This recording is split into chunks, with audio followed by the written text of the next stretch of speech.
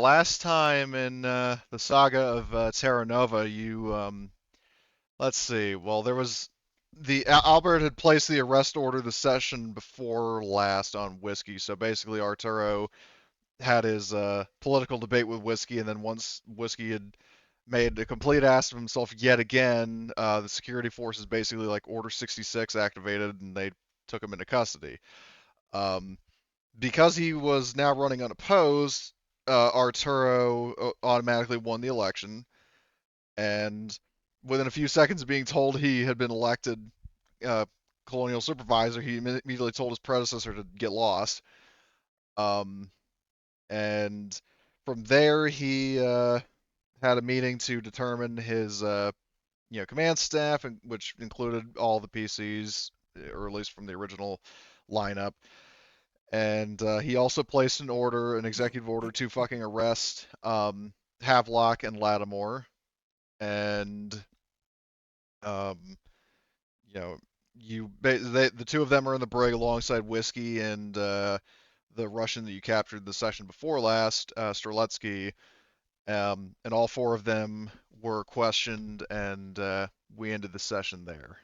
So now we've got a couple of things on the list. So in terms of, uh, do you guys want to have your first command staff conference first? I mean, do you want to handle Whiskey's trial? Because I mean, El Presidente can choose scheduling. Like it has to happen, but um, yeah, like if you want to do that before the first council meeting, that kind of stuff. Like yeah, just let me know what you want to do. Like what are your guys' plans?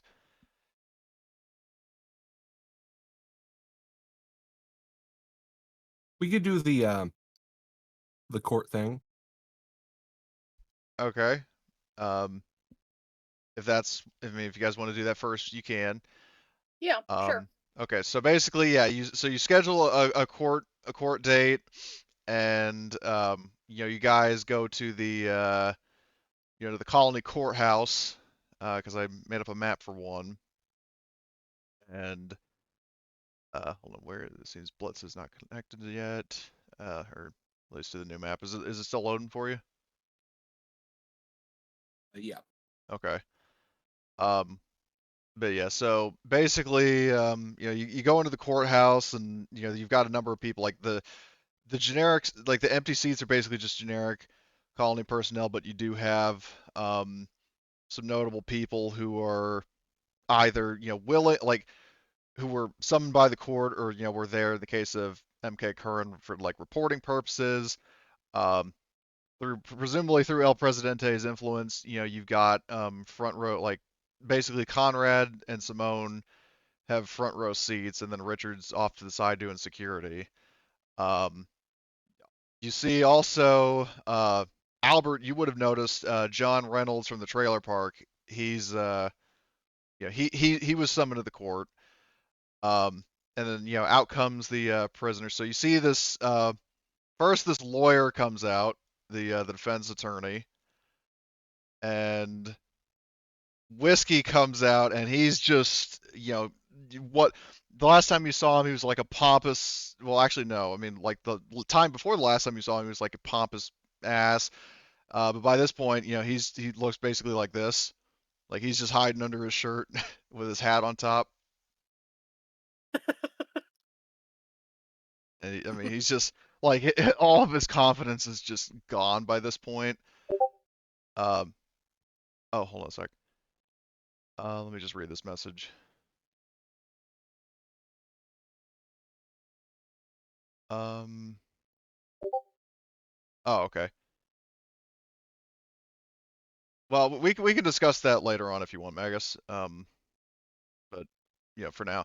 So basically, there's the whole, you know, kind of like opening stages of the court. Full disclosure that I've never been in a courtroom, and I've heard it go a number of ways. But basically, to keep it smooth, so Whiskey's lawyer, he makes the argument that, well, first of all, just to establish that, do for Arturo and Albert, do both of you want to serve as prosecution, or do you want one person to do it, or like how do you guys want to handle this? Oh, geez. Well, I don't. I mean, I think it's more likely, unless there's a dedicated prosecutor, that I would prosecute. Right? Yeah, makes Yeah, sense there's to me. okay. I mean, so Arturo, what do you want to be doing? Um, I was under the impression that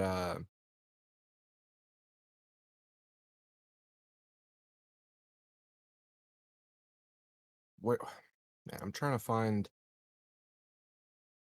because I know we had gone over the roles Yeah, like for this yeah, I mean, before. like I mean, if you want to be the judge, you can, or you could just leave it to an NPC and then just Yeah, kind of speak through that's the that's NPC. sort of what I thought was going on. Okay, So yeah, okay, well, then we can do this. yeah, So the judge, so fuck Arturo is that the guy. judge. Yeah, so um, so basically, I'm yeah, so qualified. yeah, so well, I mean, you are the face of the government, the highest authority at the colony. So yeah, but Whiskey's lawyer, he says my client has dedicated his life to serve not only his country as a Navy SEAL, but also to Weyland Corp. And he also says, despite the evidence presented to this here court, while it may seem as if Whiskey paid these marauders, because out of character, I'm assuming that you would submit all the evidence that you had to Yeah. the court. So he's saying, like, if Whiskey paid these marauders, money was being put in his account by Peter Radcliffe, and therefore it must have been Mr. Radcliffe. And he says he's like doing the whole tapping his finger on the table thing. Um, must have been Mr. Radcliffe who was using his account to make these payments and using my client as a scapegoat. There's no concrete evidence that it was Whiskey specifically that was making those payments. So that's his argument, and then now Albert. I love how his defense attorney is Foghorn Leghorn. It's like the rooster, yeah. I mean, I That's didn't all even I'm know hearing. that was just the voice that I imagined his lawyer sounding like. But so yeah, that's his defense. So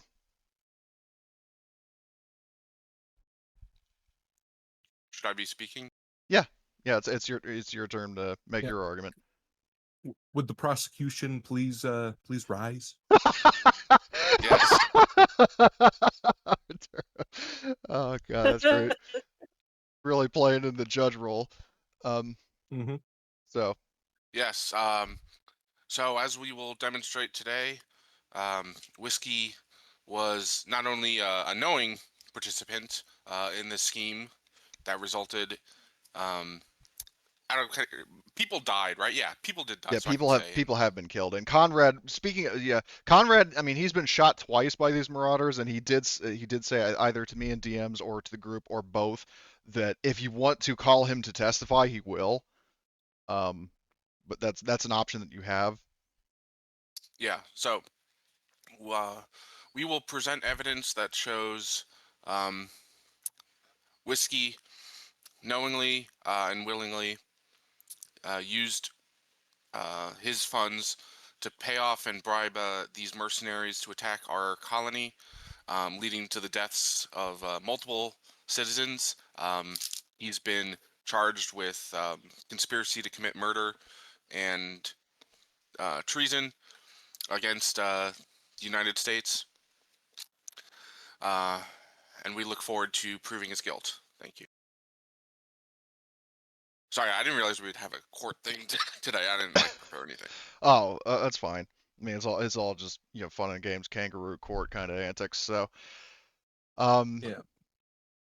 so I believe it was established that the evidence was submitted. So I mean, again, like Whiskey's lawyer, like he made the argument. It's like, well, I mean, it was Whiskey's account, but considering that money was being put in by Radcliffe, he's basically making the argument that it hasn't technically been proven that it was Whiskey specifically. It was Whiskey's account, but it was Whiskey, like, because keep in mind that the lawyer, he doesn't know that you spoke to Whiskey as well as spoke to Streletsky. Um, so he's just going off of the evidence that, like, the evidence of, like, um Mm-hmm. the the money that was being put in the account and that was sent to the Marauders. So he doesn't know what was going on with the interrogation from, like, the law enforcement side. He just basically was going off of what was submitted to the court as well as his discussion with Whiskey. What's the what's the lawyer's name? Donald Schumacher.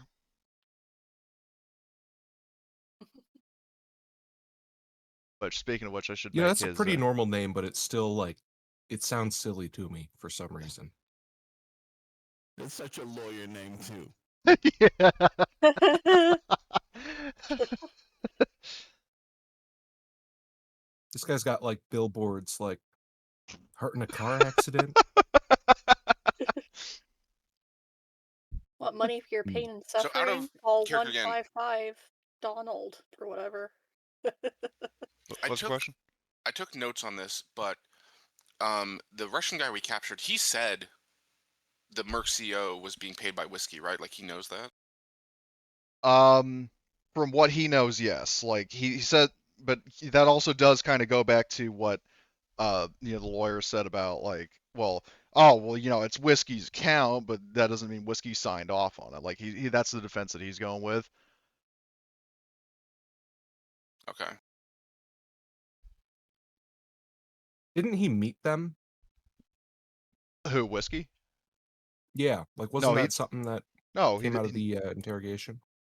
No, he didn't. He hasn't personally met with them. He like what you know from the previous from Albert's investigation, is that just a little reminder. So whiskey was making um payments. Like he was basically making two payments, one to an anonymous account with the initials BC, and then one to John Reynolds, who was the redneck guy that Albert spoke to in the trailer park, and basically um, cluelessly kind of, I mean, heavily suggested, if not outright said, that whiskey had hired Russians for something. Um, so there's like a quasi confession in John Reynolds, who is in the court and who was summoned. Yes, I have the record of that. Now, now out of character, I can't remember if, and this is kind of like a test to see who took notes. Was it mentioned? Because again, I don't remember. Was it mentioned by Streletsky who his commander was? Because I honestly don't remember.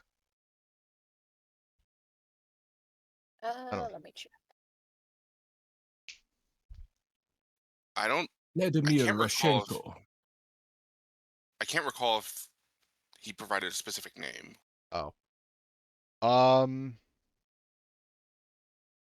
Tell you what, in the case of a like, so sort of the equivalent of like a Destiny point flip in Star Wars, if somebody wants to burn a story point, I'll count that as like a retroactive, you got his name thing. I think that seems fair.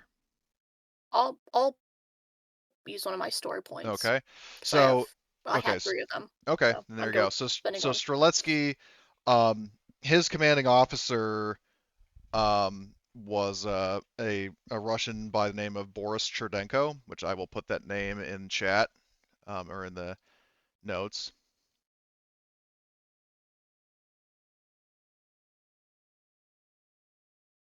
So that's in group notes. Boris Cherdenko is Streletsky's CO.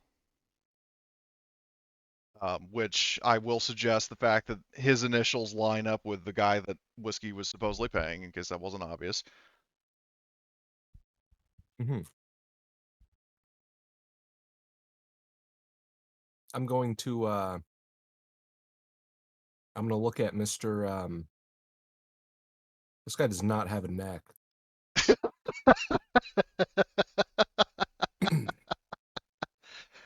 Is that the From B defense movie? attorney Yes. from the B movie? Yes. Yeah. Yes, it is. Oh, I wonder what's going to happen when this goes poorly for him. Yeah, he just starts passing out all over the place in the courtroom. Did you consider that? Anyway. Anyway. Oh man, that's God. funny. Just I don't know what's funnier, that or if this guy doesn't have a neck. But anyway. Oh man, I'm trying to remember the legal term. Is it defendant for whiskey here? Yeah, Whiskey would be the defendant, and then Donald would be the defense attorney. All right. And how does the defendant plead? With Whiskey, with his ego, he pleads not guilty. I see. I forgot to mention that he would have done that at the Yeah. the start, because basically, like, just for a bit of insight into his mind, like, his talk with Donald and the argument that Donald made was like, oh well, they can't specifically attribute that to you. Whiskey's like, oh yeah, this is totally in the bag. I mean, he's still ashamed of himself that he's been busted, so there's a little bit of a contrast there. But either like there's definitely mixed signals, because on one hand he pleads not guilty, on the other hand he's hiding under his shirt.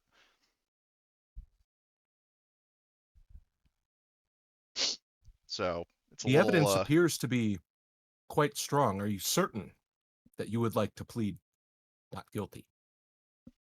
It says yes, Your Honor. That's kind of a biased thing for a judge to say. Yeah.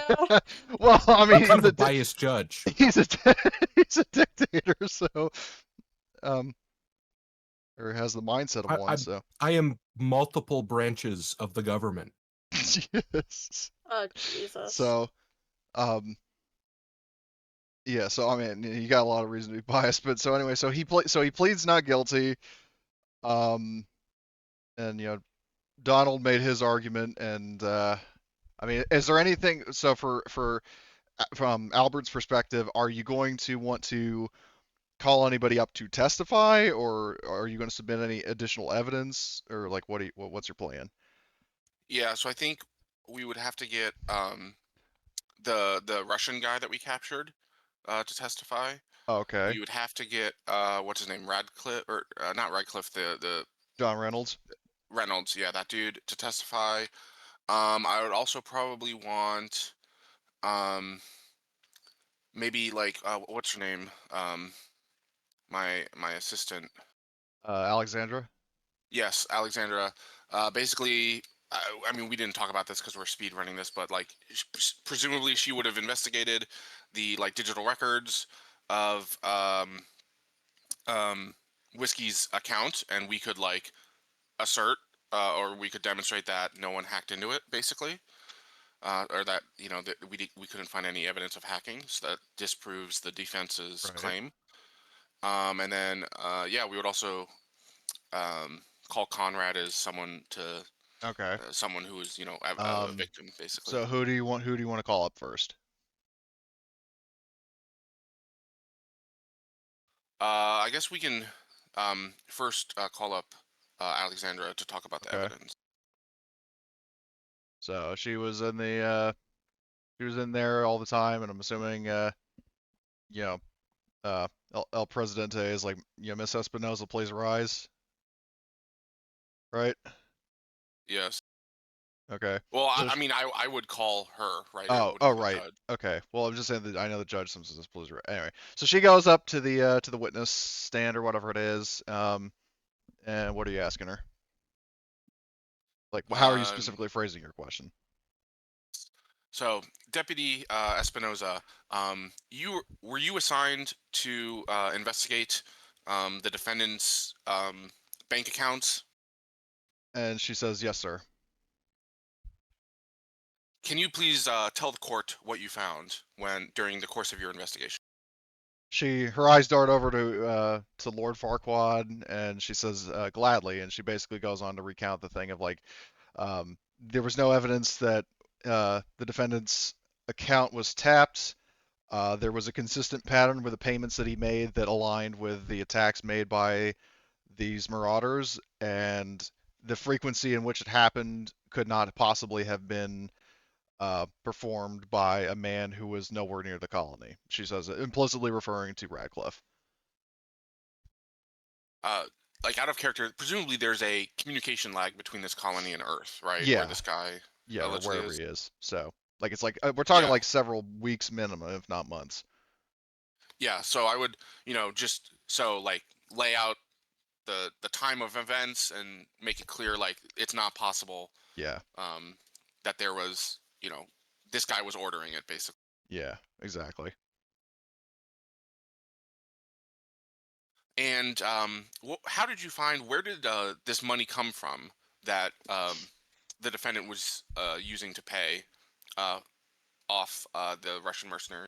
She says that the money that was going to Whiskey's account was being paid for by, well, as the defense attorney gave the full name, Peter Radcliffe, um, who was putting, who was distributing funds into his account to be used as essentially a mix of payment and bribe money.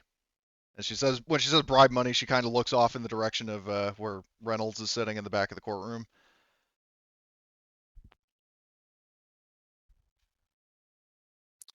The other, presumably, were there other, when you looked at the account and looked at the other payments for the account, was there anything else unusual about these payments?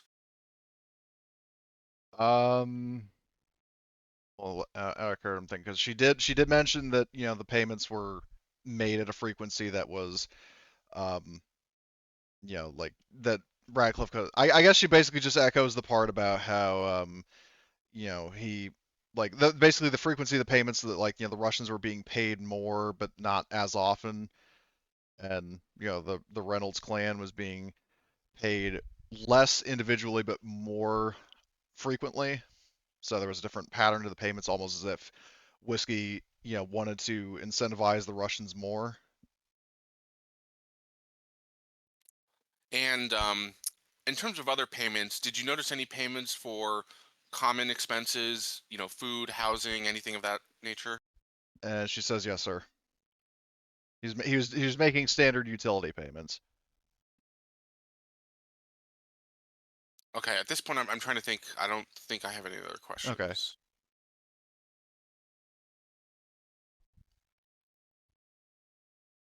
Would the defense like to cross-examine the witness?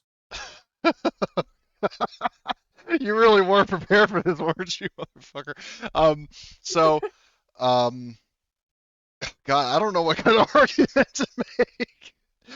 Like this, basically, like this guy was like the chicken lawyer. Um, Futurama. That's basically what Whiskey has. Yeah. So, I'm sorry, Your Honor. I thought you was corn.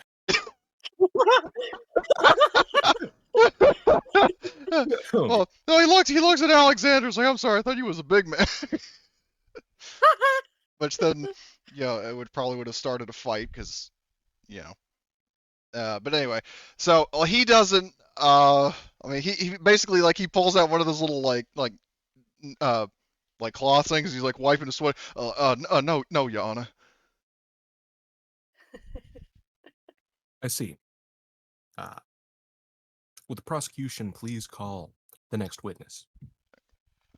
So I'm gonna call the Russian mercenary guy. Okay, I don't have a token for Streletsky, but let's just assume that he's there. And he's like, he basically, he's still because he is technically a prisoner. I mean, unless you wouldn't have wanted him to be, like handcuffed and all that. I mean, he wouldn't, like he would be, Well, I but think no. Well, he's definitely being charged with shit, but I think we would have worked out a deal where he like gets a lesser charge in exchange for testimony, type of thing. yeah, where if he cooperates, he gets a reduced sentence. Um, so you call up Streletsky, and he takes a seat. The little door shuts. Um, so So I would ask him, Mr. Streletsky, um, can you confirm? Were you part of the Russian mercenary group located on this planet? and he says yes. What were you doing on whatever the date was that we captured him? Um, he says, I mean, seeing no reason to lie, he says that my team and I had been dispatched to colony in attempt to overthrow election. He says, not realizing that that it was actually a debate, but um, that's just the terminology he uses. Like you can kind of figure out what he's referring to, especially based on the fact Yeah. that you were there. Even if he doesn't use the right word, but he's otherwise being completely honest. Who you said you were ordered? Who ordered you? And he says, he was like he says I was under orders from commander of Iron Bear's detachment, Boris Strodenko. Do you know why Mr. Chudenko ordered you to attack Terra Nova colony?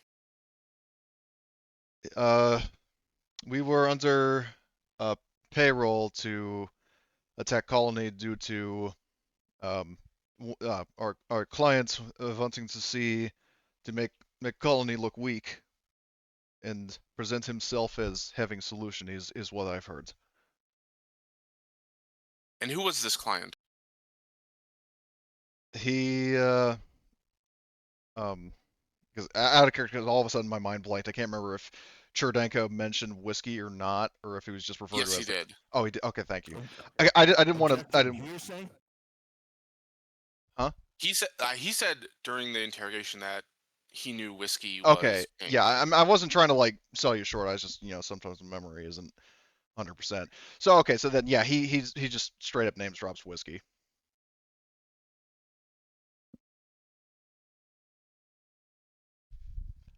So yeah, he mentions whiskey as the client. I'm trying to think. I don't. I mean, other people can chime in here. Like, I wasn't really prepared. I don't have anything else at this point.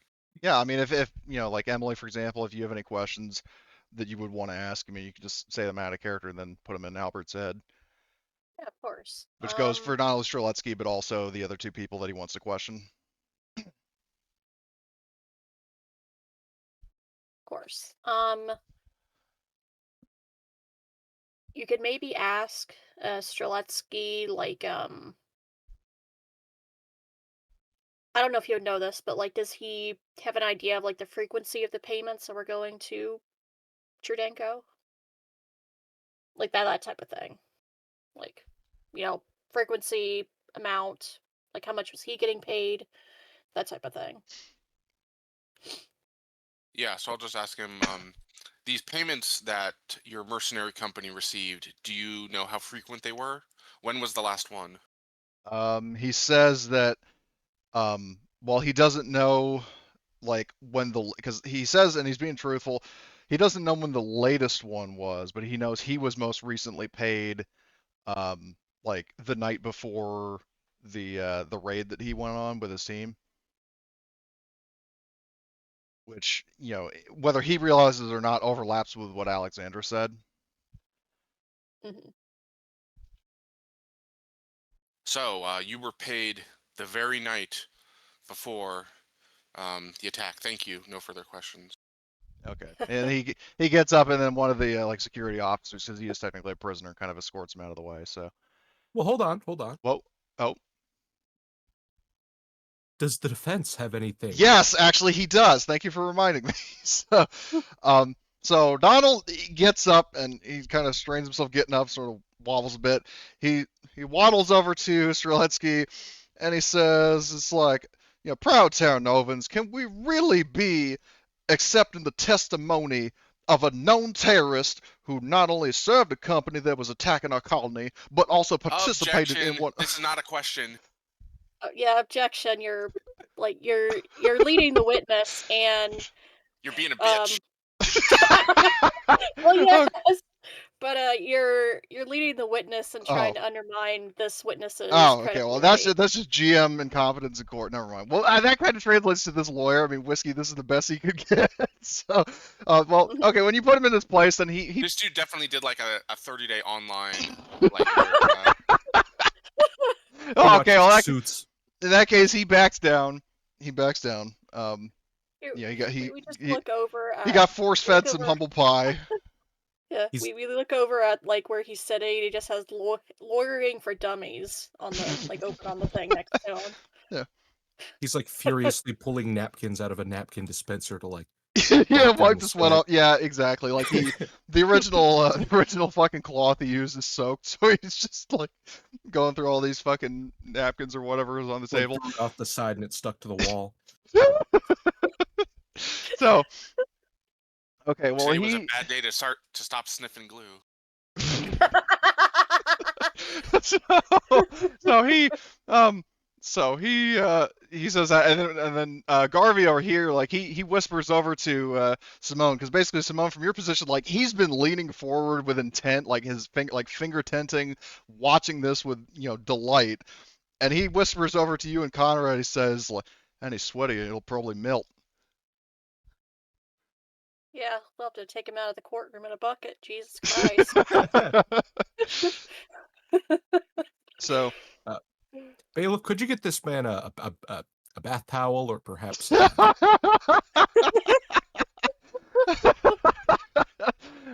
we get a dehumidifier in here?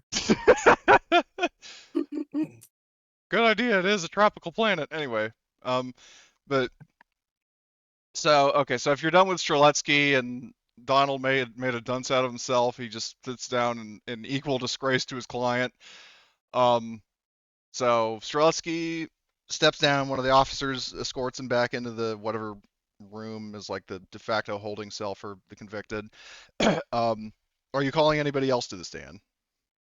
I mean, I know you mentioned 4 people. I just wasn't sure if you were satisfied with just 2.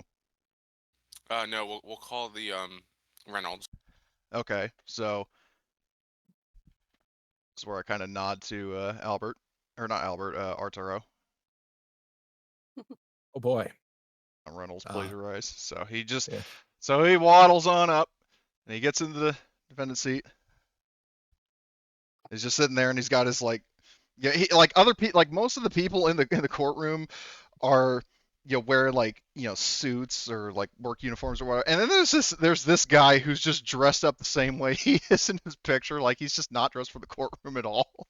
How did this guy even get approval to go to this colony? I mean, we don't have to answer it, but it's like, what value is this dude adding to the colony? Cheap labor. Is that an AI image, or does this guy have like a machine gun? That's not AI. That's that's Burt Gummer from Tremors. Oh, I see. Like that's actually like a promotional still or whatever they call it of the guy who played Burt in Tremors. But anyway, so he goes up in the stand and he's just sitting there. So what are you asking him? So I'm gonna say, Mr. Reynolds, did you receive any payments from the defendant in the last month? And he says, "Yes, sir, I did." What was the purpose of those payments? He said, the guy who was paying us, that guy right there, he says, pointing to whiskey. He says, he was like, because again, this guy's not the sharpest tack in the package, but he said, he says, the payments, or your question was, what were the payments for? Yes. He says, well, he wanted us to serve as hired muscle for this here colony. Me and my kin aren't usually the kind to help city slickers, but if his money's good and we get a better deal out of it, then sure, why the fuck not? And did you ever have to defend the colony in any way? No, sir, I did not. I mean, except for those rusky fuckers that come down to my trailer park and try to kill us. Can you tell us more about these Russians? When did they try to kill you and your family? And he says, well, they come down into the jungle here. They want to, they was armed. They want to take our steel. And we said, fuck that. And then my middle son, Mike, he came driving around in one of them Terra trucks. And I mean, he put the Terra in Terror truck. And they didn't come around our neck of the woods after that. It's like, boy, if you seen Mike on wheels, you know why. Do you know why those the Russian mercenaries might be attacking the colony? And he says, well, I mean, them that one guy, that Russian guy, and then that Latina lady there, she, I mean, both them said. So they said something about like hiring them to attack the colony, but I don't know why. So that contradicts with the statement that you provided to us Oh, it previously. does? Yes. No, I'm saying that that's in character. I know out of character it totally fucking does. Yes, you told us on the record. Here's your witness statement, um, uh, where you claimed that you knew that the defendant had been directing the mercenaries to attack the colony. Well, I reckon that would mean something if I could read it. If I'm being completely honest Well, with you. I mean, he's basically Oh wait, just well we like, have it like it's the future. It has like an auto thing. I can read it out to him. yeah. I know. I Well, was just making a joke, I know. but. Well, it's like basically I mean, he's just kind of cluelessly, going off of what was said by other people. So, Mhm. Right, like, which is invaluable to me. yeah, he's like he's not deliberately misleading you or trying to contradict anything. He's just, not very smart. So he's probably not going So to be very here useful in to your you. statement, it says that you claimed that you knew the defendant had hired the Russian um, mercenaries. Are you claiming that you are you now stating that you made a false statement? No, I say, I mean, I knew he hired him. I didn't know why. I didn't know why they was attacking the colony. Ah, okay. Very. I'm glad we could clear that up. And you and your family were endangered by these Russian mercenaries, isn't that correct? Yes, sir. Um, yeah. Again, at this point, no further questions unless someone else wants something. Does So, the defense have anything to ask? no, Your Honor. And he's definitely getting kind of anxious, sweaty, breathing heavy. Like he knows he's sunk. He's just trying to get him, you know, just trying to see if Mhm. he could survive this. That reminds me of this part of a bit from Robot Chicken where they were spoofing 12 Hungry Men, and one of the little they're not one of the people talking to.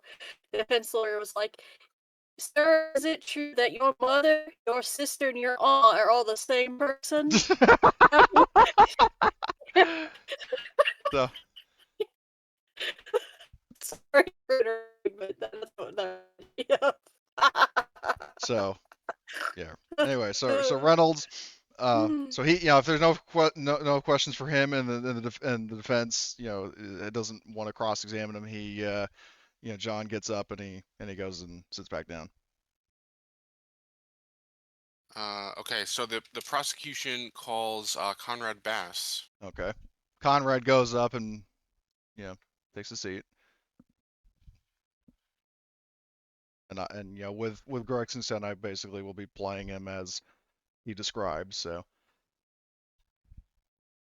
So, Mr. Bass, can you describe the encounters that you've had with the Russians and I would list like both the different dates, like the first one that we had and then the second one. okay, and he says gladly, and he goes on to basically just recap the combat encounters that we had, and also throws in a mention, narrowing his eyes at Whiskey and his fucking idiot lawyer that, he he took a bullet twice for the colony during those instances. And after the most recent incident on whatever the day was, um, when you were searching the remains of the deceased mercenaries, please describe for the court what you found on them. And he says, we after we dealt with all of them bar he snaps his fingers Streletsky.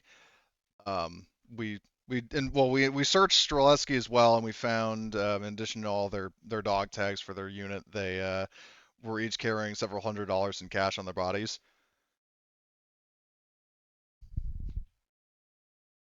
I don't think I would have anything further. I was just wanting him to establish the money, basically. Yeah, well, I mean that's all I did. So,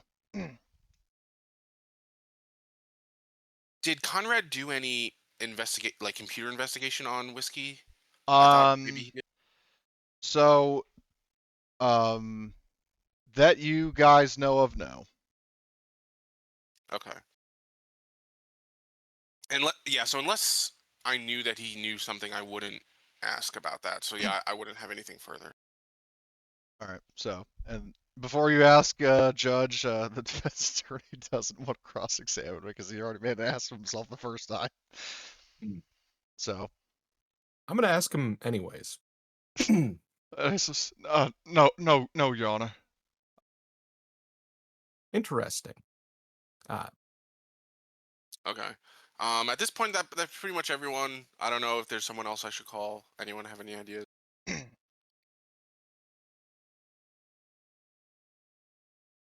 No. I don't think so. I think you've called everybody you Yeah. need to. Yeah. If there are no further witnesses, would the defense like to earn his paycheck? Is there anything you would like to say, Mr. Schumacher? Well, he gets to call witnesses now. I don't know if there's any defense witnesses. Well, yeah, that's the problem is he doesn't have any he can call. Like, I mean, all the witnesses to Whiskey's actions have been like, you guys have encountered those people. This guy hasn't. So, and like all the stuff that Whiskey's done, like Whiskey never met Streletsky. I don't think he's met Alexandra. He definitely, I mean, he met Conrad once, but not in any significant capacity. And then he's never met John Reynolds either, so he hasn't met any of the witnesses that would actually be relevant, so he can't ask them any questions.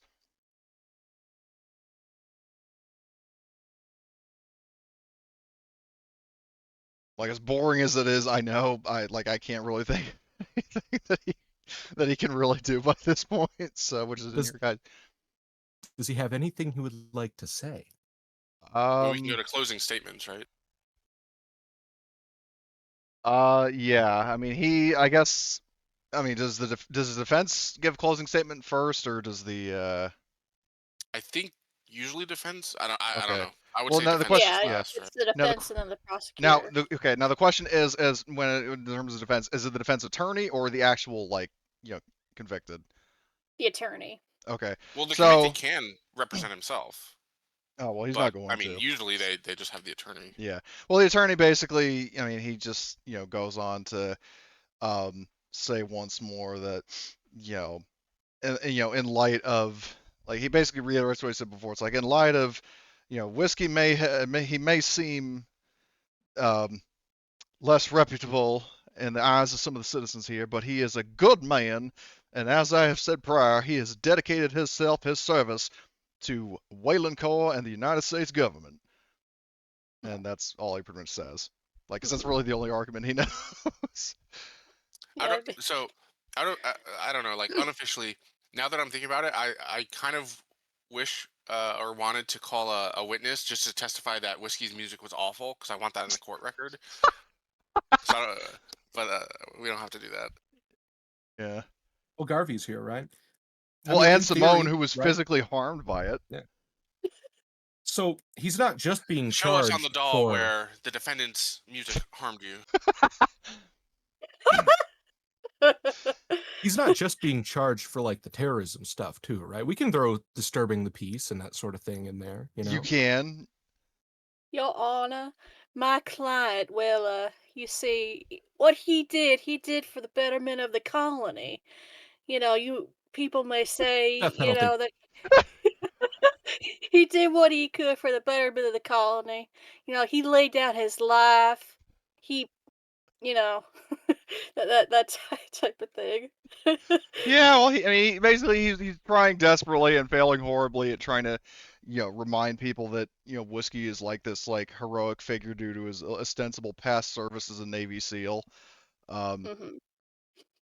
Even though there's been no evidence of that either. Yeah, that's a good point. Oh, shit. Does he...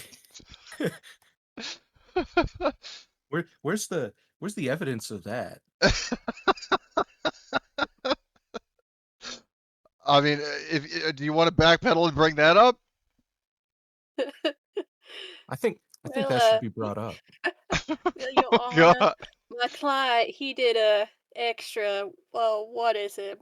man, it's a extra super secret service. There ain't Oh no yeah, pretty much. Like he just goes on to say that it's like, Whiskey has been involved in several classified government operations that neither of us are at liberty to discuss. This is a courtroom.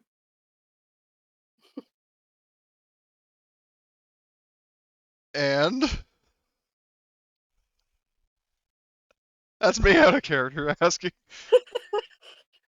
Well, presumably they swore what is it, an oath to speak the truth, right? And Well, and I mean, he can if speak you the lie in a courtroom, Well, I know if you lie in a courtroom, but the thing is that, if technically he wasn't at liberty to like discuss that.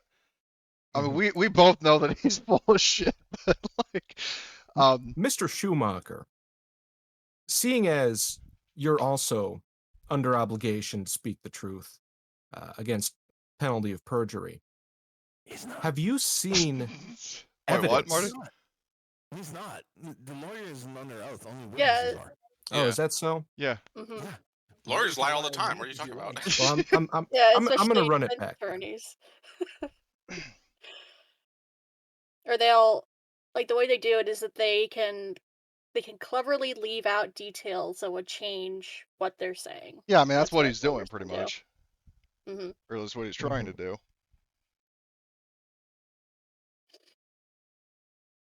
Your Honor, I don't see how my client's past is a, he served for the great United States. We've heard about it, but we don't need the Why are you details. trying to They aren't. fucking defend him? I'm stuck in the sleazy Southern lawyer. I watched a lot of Law and Order lately, and there's a character that sounds exactly like that with like the the grating Southern fucking accent, and Your it's Honor. stuck in my head. Sorry. I say I object.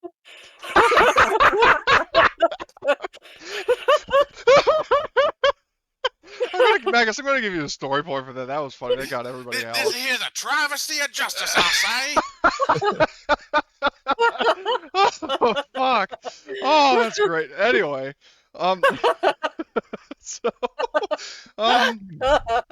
so, Oh yeah. God, that's great. Okay, so anyway, back on track. Is there any further argument that you were going to make, or like anything else you wanted to bring up? Because I mean, Schumacher, I mean, he said, technically, kind of, out of character, more like a not entirely true, not entirely false, but he does. I mean, he basically gives like the, he was serving in several classified government operations, kind of thing. Excuse really. Which, I mean, realistically, I mean, he's kind of banking on the fact that, like, if it were theoretically true, then that would, still be problematic to be divulging government secrets, and that wouldn't really be his fault. Mm-hmm. So, he's basically clinging on to that for dear life. So, if there are, I mean, out of character, I mean, if there are no other further. Well, actually, hold on. The closing statement from the prosecution. What are you saying, Albert? I'll say, Your Honor, ladies and gentlemen of the court, today you've seen overwhelming evidence that proves beyond a reasonable doubt that the defendant did, in fact, knowingly and willingly conspire against both this colony, our citizens, and indeed against his own country. The only And Weyland Corp. And most importantly, the company. The only just punishment for these crimes is a guilty verdict, and the consequences that come with it. Thank you. So, is this part where like the jury goes to deliberate and then just comes back and says we've reached a verdict? Just if there was a jury, is there a jury or is it just? There would probably be a jury of some kind, but I mean, either way, they go back, they deliberate for a little bit, and then based on, I mean, it doesn't take them that long given how much evidence is stacked against Whiskey, and they say, Your Honor, I'd like to think they just nod to each other, like still like you've been sitting in the courtroom. Pretty much, and they just give say, like thumbs up. They're like, yeah, we got him. Yeah, they're like, Your Honor, we have reached a verdict. We find the defendant guilty. I see. Well, Where it's like given the Drama episode where they were indicting Sapran again. Then Oh, like yeah. where they just like got up and then they left. They basically just made a circle like out of the room. Yep. And then back into the Pretty room. Poor much. thing. Yeah. So that's basically what they do. Well- And they say he's guilty. So given the evidence, I sentence the defendant to life, hard labor within the Wildcatter division. well, don't Put him in punish. my Well, don't, division. yeah, don't punish fucking Simone with dealing with whiskey.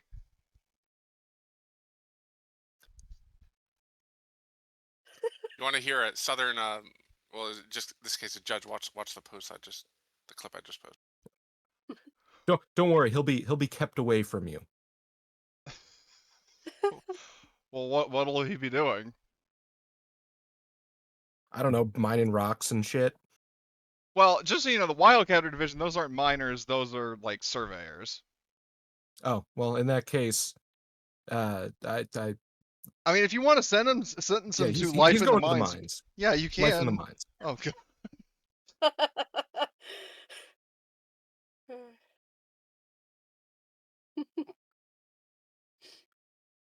And then basically you see that Donald, like he hangs his head low in shame. He gives Whiskey a pat on the shoulder. Whiskey just fucking faints and falls out of his chair on the ground. But this is after the sentencing, so he knows, and either way, he just and then I would say that the two officers, probably just Riley and Richard, or they scoop him up and then they go cart him off to his eventual doom. So, is there anything else you are doing here, or is the court dismissed? Court is adjourned, and I bang the gavel, but like slightly too many times, like 5 or 6 times. All right. Oh, okay. Holy fuck, was that entertaining? So, I thought that was almost better than Gar Saxon's trial, but anyway. So, the court lets out, and you, because she's already there, as Albert and El Presidente in particular, she, their cameras outside, and she says, here we are with our new colony civil marshal and new colony administrator. Do either of you gentlemen have anything to say about your successful prosecution against the traitor Steve Stevenson? And she holds the microphone kind of in between you.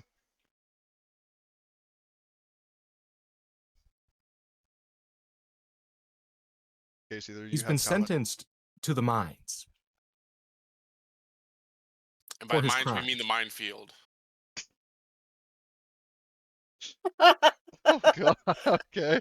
And MK kind of lowers the microphone a little bit. Her eyes wide and is like, "Oh my, that's." I mean, she was there, she heard it, but still kind of jarring to hear it again. He's going to fucking be like enslaved, basically. And she says, "Well, there you have it. I guess you could say rewarded as a traitor deserves." And next up, and goes on to, like, she thanks you both for your time, and then just kind of carries on. I'd Okay, also so like to thank my sponsor, Colgate. Colgate gets your teeth whiter 50% faster than the competition. so 9 out of 10 dentists recommend it. Yeah.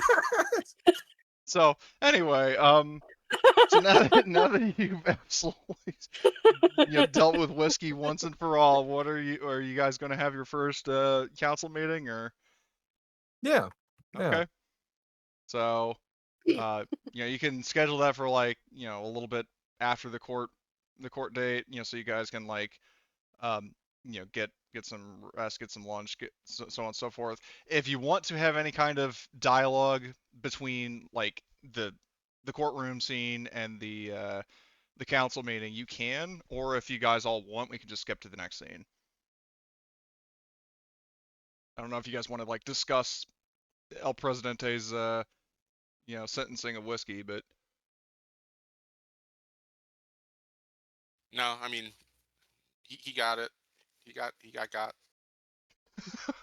okay. It sucks to Um, be that guy, huh?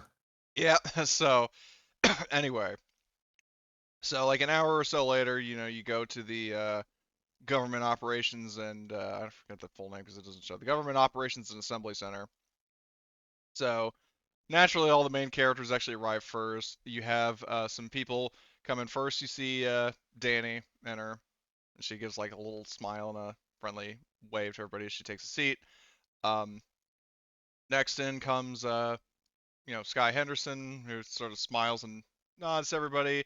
And then the last guy, before you say he's tall, dark, and creepy Mark II, so this guy, the scientist, he enters, um, wearing a nice, like lab jacket and or like a field jacket, and he sort of has a content demeanor on his face. He doesn't look especially like sinister, and he immediately eyes El Presidente. I mean, probably not sitting down. He says, "Oh, so you must be our new colony administrator then. I'm Jason Carradine. It's good to meet you, sir." Yeah. It's nice to And he finally offers, meet you. yeah, he offers you a handshake, and I'll shake his hand. yeah, and his name, is Jason Carradine. That is the science head honcho. So after introducing himself, well, first to El Presidente and then to everybody else, he takes a seat, and then yeah, you guys are free to discuss how you are going to manage your colony in Hmm. terms of policies and such. Conrad did So, like Greg had a suggestion, but I'll give it after El Presidente lays out his ideas.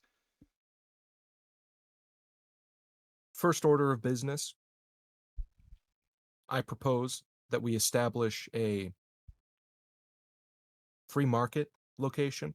Uh, I believe that would give a significant boost to commerce and allow uh, a greater flow of goods coming in and out of the colony, which would even assist uh, our other interests as well.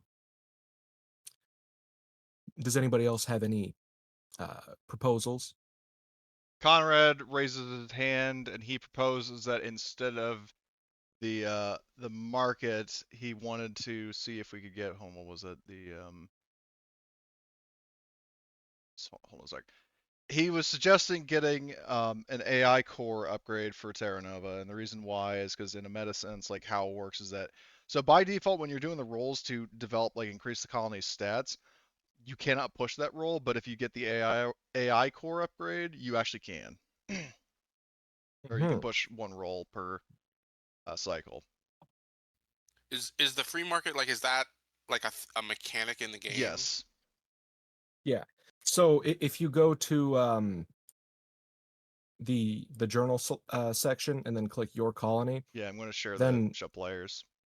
yeah, Okay. Like if you then look at under this, colony yeah, initiatives, colony and yep. Free market is basically, or marketplace rather, is at the top. It is a really good upgrade. Um, though it's just that like because you have to keep in mind also with your colony stats that um the attributes, where is it? Science is actually your lowest one. So like if that goes down too far, then that would be problematic. Whereas being able to push that if that goes awry would be um Mhm. better. Or alternatively, you could choose a science policy um, instead of whatever you have planned next. But obviously, whatever you have planned next, you can. Actually, I think whatever you had planned next was a science policy, was it not? Yes. Okay, then never mind what I just said. So, so, but yeah, basically, in terms of installation, so you suggested a marketplace, which is a good one. AI upgrades is the other one, where any one command crew roll during the end of cycle can be pushed. So that AI upgrades is what Conrad pushes for, and I mean, you guys can go with that, or you can, um, stick with the original plan.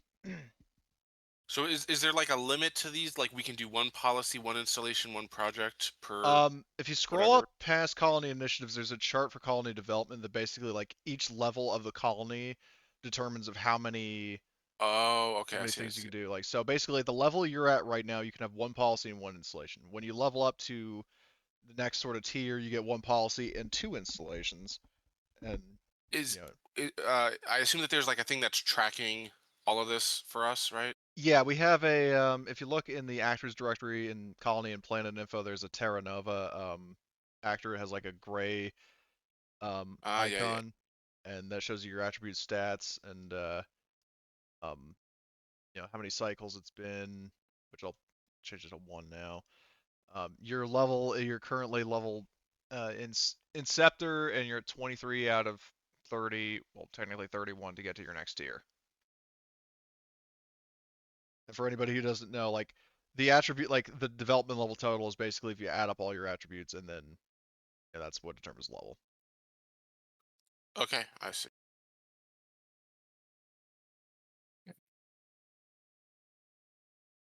So I'm just looking here. Do we maybe want to do low tax rate? Because like we already suck at science, so just sucking at science worse is probably okay. No, No, very not at much all. not okay. Yeah.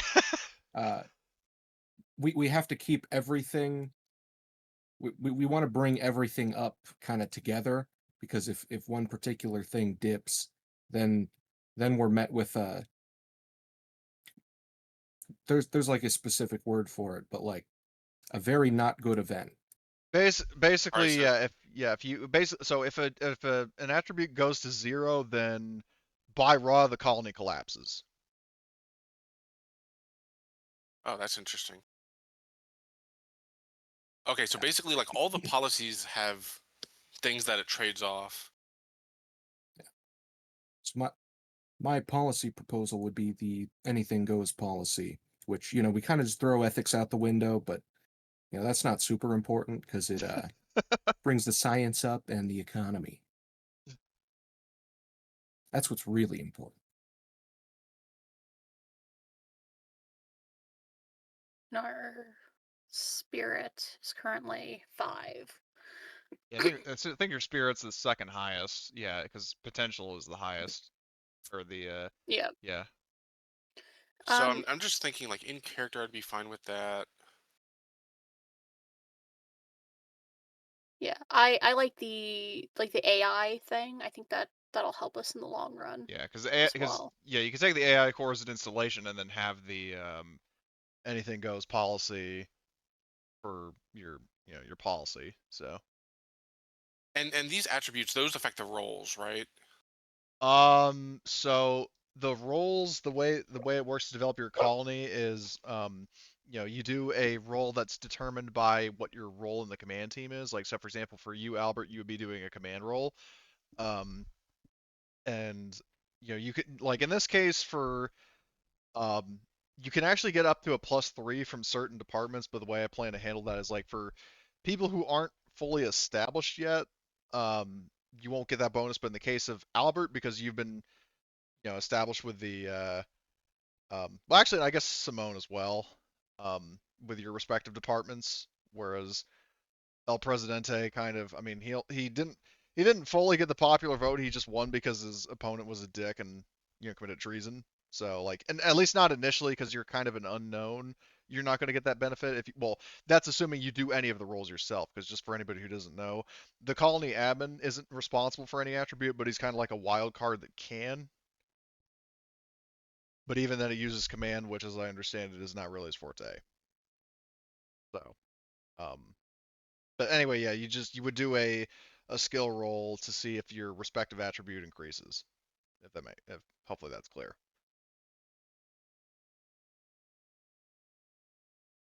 Okay, I'm not 100%. I guess we'll see as we go. Okay.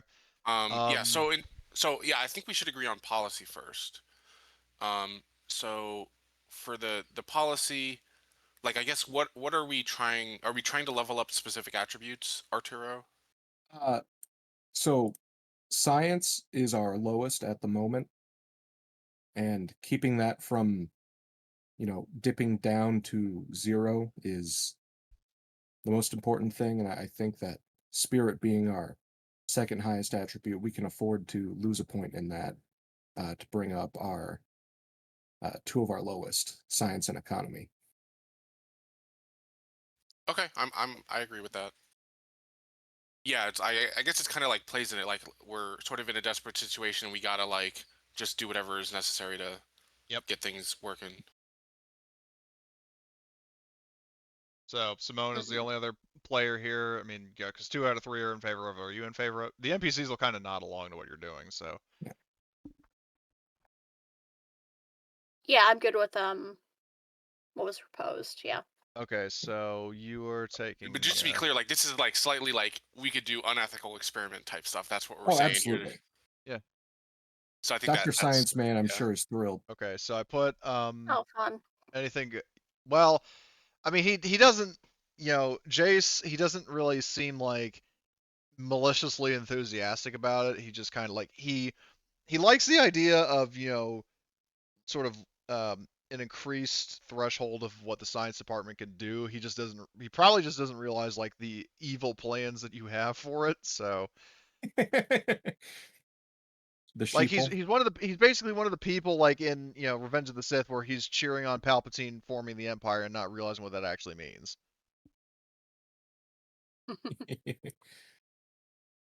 Okay, so now that we've agreed to that, so are you going to make those changes to the Yeah, I stats or added whatever? the well basically so I added the policy and actually yes the okay, so science goes up to 3, spirit goes to 4, and economy goes to uh up to 4. So Cool. colony's now Actually, level if 25. we're going to be getting a installation,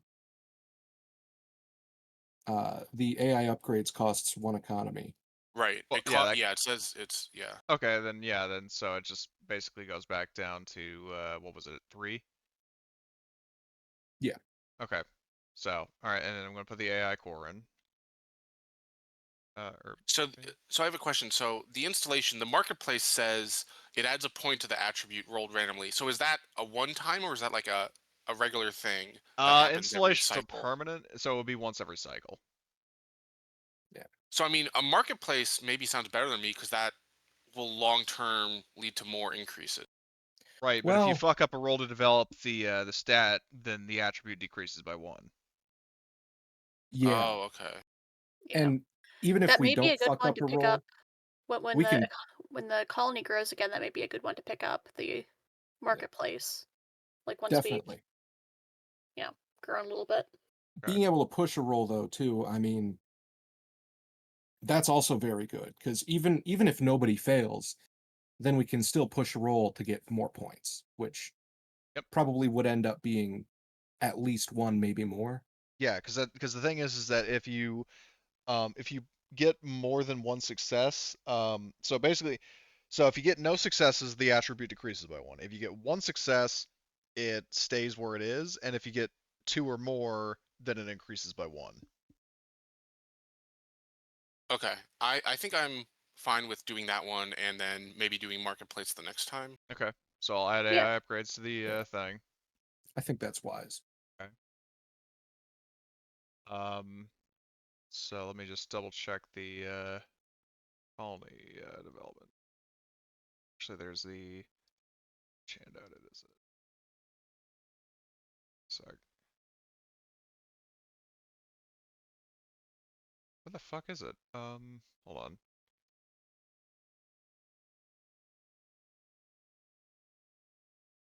Journal. Oh, here it is. It was just named something different. Okay, so colony cycle. So now what we're doing is the command team does its job.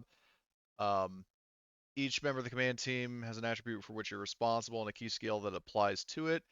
Um, they make, PCs and NPCs make a skill test against a key skill for the job. Um, and they can gain a bonus of up to +3 dice for assistance from other colony workers. So in this case, I would say that um, Albert and Simone, you would be able to get up to a +3. Okay. So hold on. Danny. Oh Don't we have to pick a project now? no, because you don't have.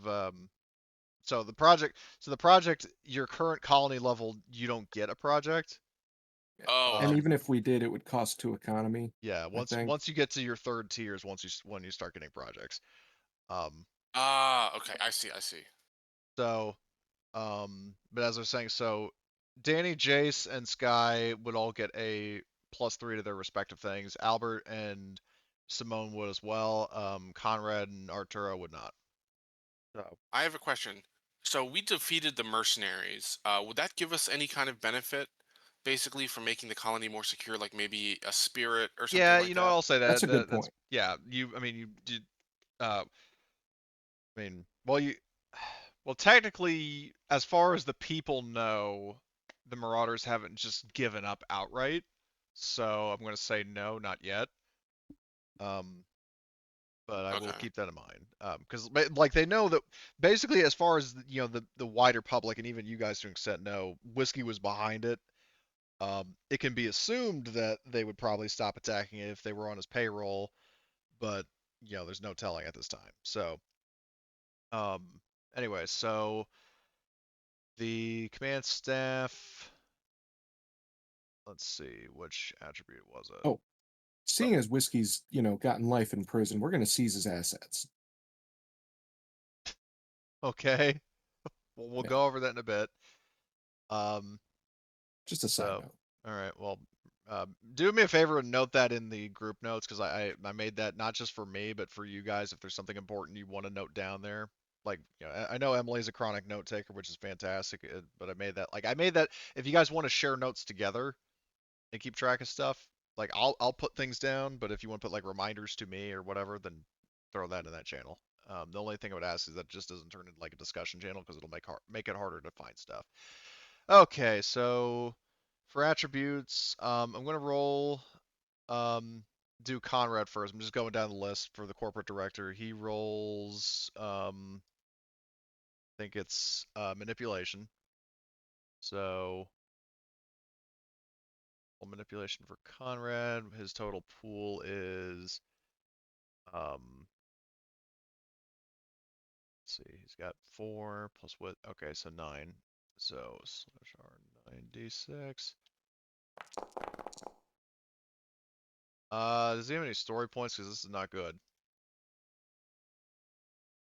He has one, and because out of character, I plan to reward you guys in just a bit. I'll just say he uses his, so that doesn't fail.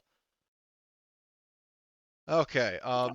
So that's Oh, do we get Conrad. the installation immediately, or does that take time? The installation.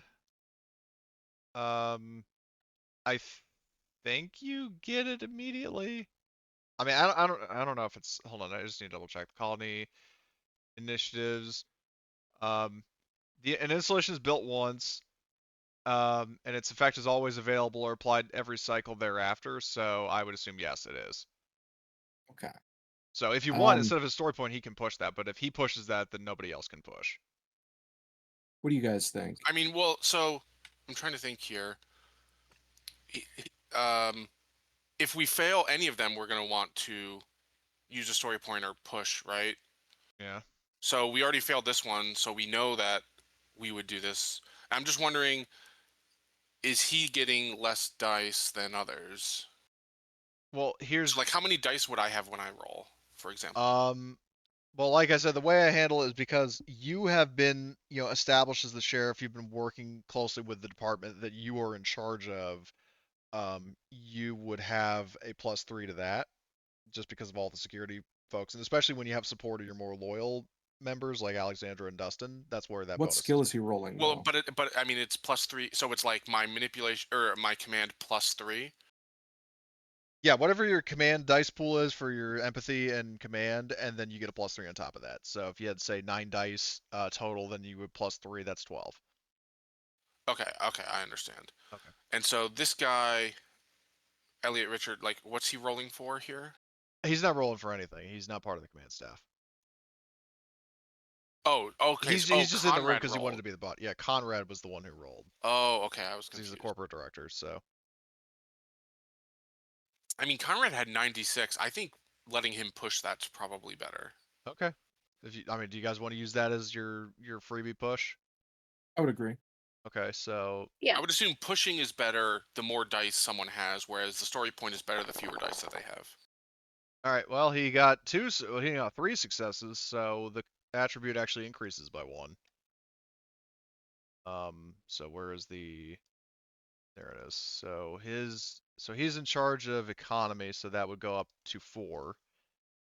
Um, so that was Conrad. Next up would be I mean, again, according to just the way it's listed on this thing, the prospector general. So Emily, uh, you would be doing, I think, an observation roll with a +3.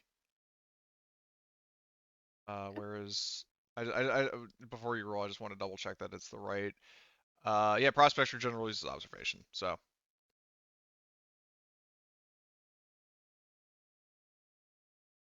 I rolled the manual dice because I find those generally have better results as far back as Steel Talons. So if you want to do that, you can, or you can just roll the regular dice. Okay. Whichever you want to I'll do. roll the regular dice because I think the last couple times we've played, they've actually worked properly and haven't Okay. been All right. too Well. funky. All right. Well. We'll wait to find out. Okay, so that's a +3. Yeah. So I'll roll. All right. Okay. So the attribute doesn't increase or decrease. Next up would be the Union Steward, who is rolling, weirdly enough, heavy machinery, but I do have that on Sky's sheet. So she has 4 plus, okay, so 7, but she will be getting a +3, as I said, so that would be 10.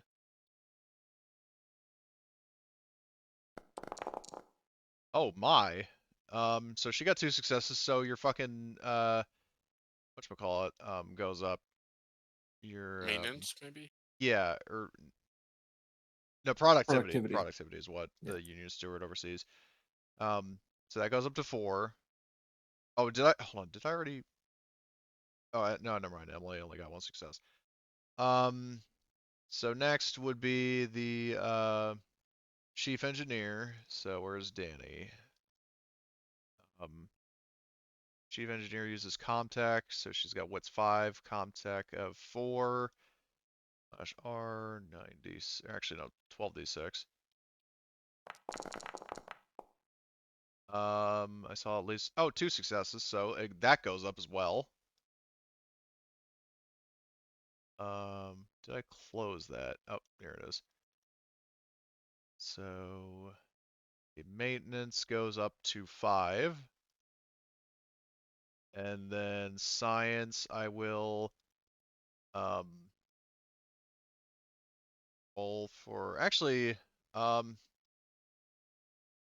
now something fun here is your science advisor. I think you're gonna like him, El Presidente, because he has a talent that lets him automatically pass an observation roll once per session. Oh, excellent. Now, the caveat is, do you still want him to roll because he can and try to get an extra success to see if the attribute goes up? What's his stat? Or what He role has would what's he be? 5, observation 3, so that's 8 plus 3 is 11. Have him Yeah, I think roll for those are pretty sure. good odds. Okay. He still succeeds because of his talent, like I said. But the attribute does not increase or decrease. So that was Okay. that was Jace. And last but not least, Albert, I need a command roll. And then you get a +3. Okay.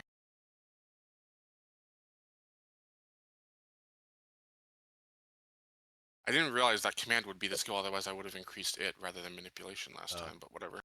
Oh yeah, me too, buddy. I got no command, and that's also my stat. Oh, well, look at that. Great. Oh, there you Nice. go. Boom. So, all right, so Spirit goes up to 5. Um, Off to a very good start. Like next command, Excellent. yeah, no, Good. yeah, you get 4 more points. Or actually, yeah, so yeah, well, 3 more points, more like, and then you actually get to the next tier. So, um, Okay, so you've got your policies hashed out. You have this government meeting as you guys are overseeing your various functions. And let's see what else. What comes next? Colony play or colony cycle. Um,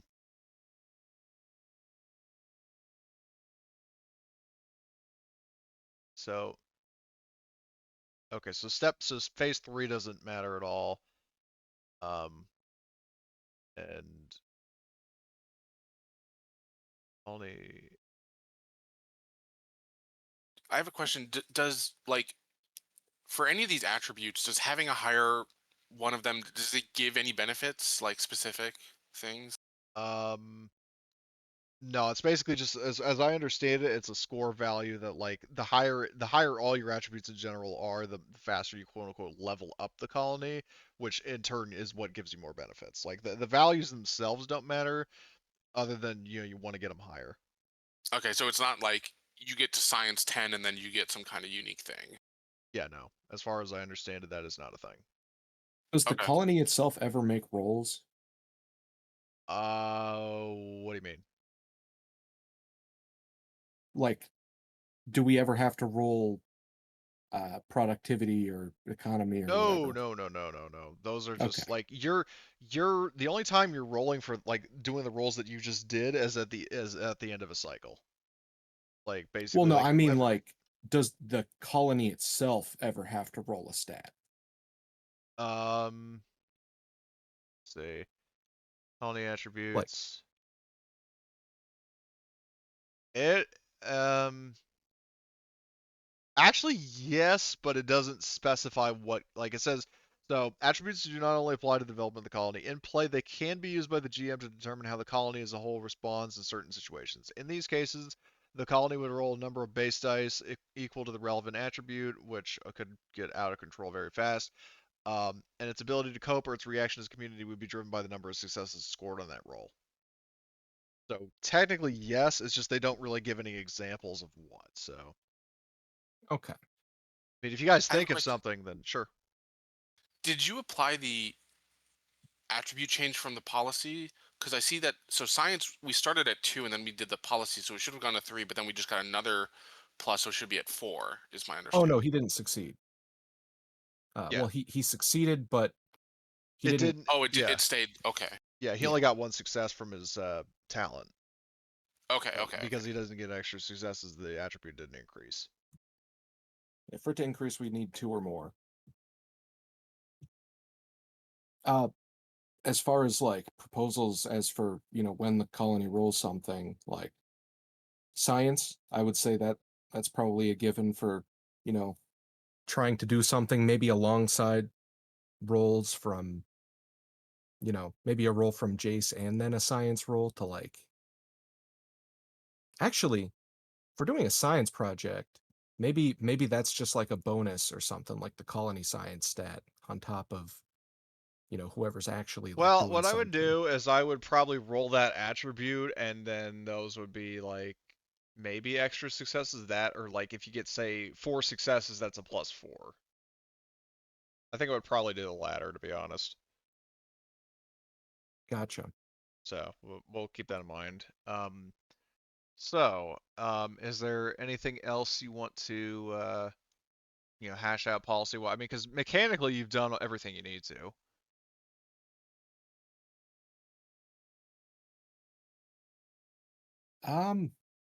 Well, have we worked out the stuff with the pay shorts in engineering? Yeah, I would say like if you ask Danny about that, then she says, absolutely, I've seen about getting compensation, essentially financial aid packages. I mean, out of character, I'm just kind of fumbling with how to describe it. Basically, yes, she is.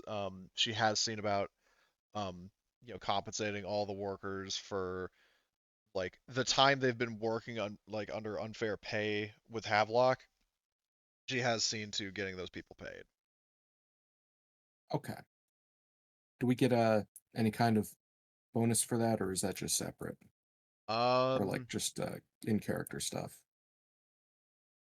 I mean, on one hand, if anything, that would be potentially a decrease, but I'm not going to do that. And the reason I say it would be a decrease is because, like, so the money that the colony was, the colony was losing money, and Havelock was basically shorting the workers as part of a scheme with Lattimore to, you know, keep the colony afloat financially. But the problem is that the money that that the two of them were basically stealing and giving to somebody else, like that money is gone. Um, so like I said, I'm being nice by saying like it doesn't Gotcha. penalize you, but you're not going to get anything out of it because basically, it sort of levels itself out. Okay.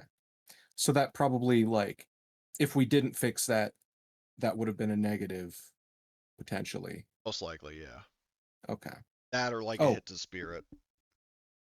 does population increase naturally, or is that like Good question. Population, because I mean, obviously, there are like, families and babies being born into the colony, and like I said, there are shipments of, not really shipments, but like pilgrimages of new colonists that arrive, about every year.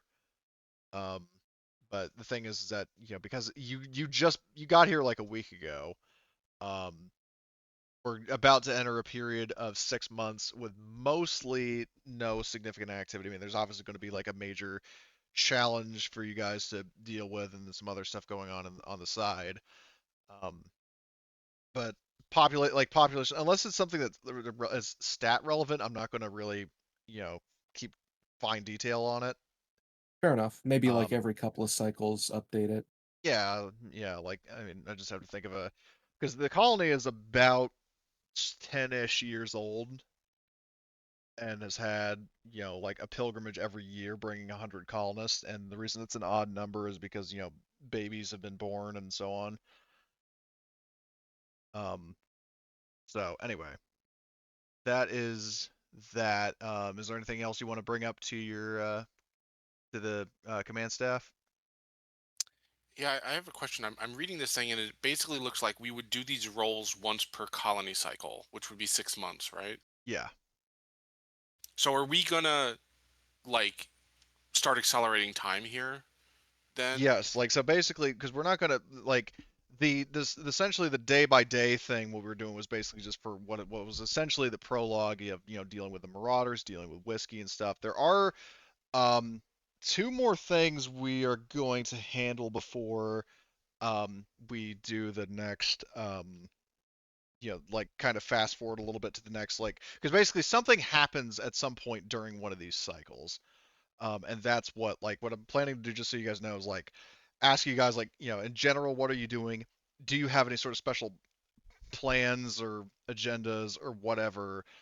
And then we get to a complication. But like, yeah, basically once we kind of get into gear, you'll understand the pattern that we're going to be following, if that Okay. makes sense. Um, so um, after your um, council meeting concludes, because as I'm starting to get the vibe that there's nothing that anybody else wants to discuss. Um, I would you agree. guys. Oh,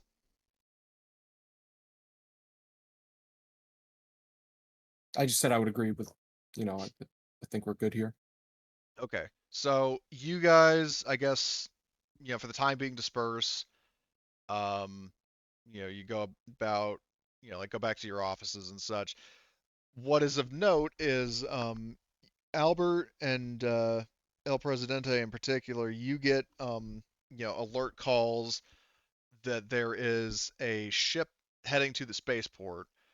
But the catch is that it is not the usual colony ship, like the ship um, that transports new colonists, and it is not a resupply ship. It is a ship that took off from the planet and is heading to the spaceport. Hmm. Well, I'm gonna leave that to Albert. That seems like a security thing, but I'll be close by. Okay. So do you want to role play out what I would do in response to this? Yeah, I mean, if you want to go investigate, which I would heavily encourage that you do, you can go. Like either one of you can go, to see what's going on Okay, I think I would go to the colony whatever it's at the called spaceport. Well, like yeah, like the command center, Okay. because like it hasn't landed, right? It's like en route. Yeah. But keep in mind that a fucking spaceship, moving is infinitely faster than a guy going on foot. Right. So I guess do they say how far out it is? How long it'll be until it lands?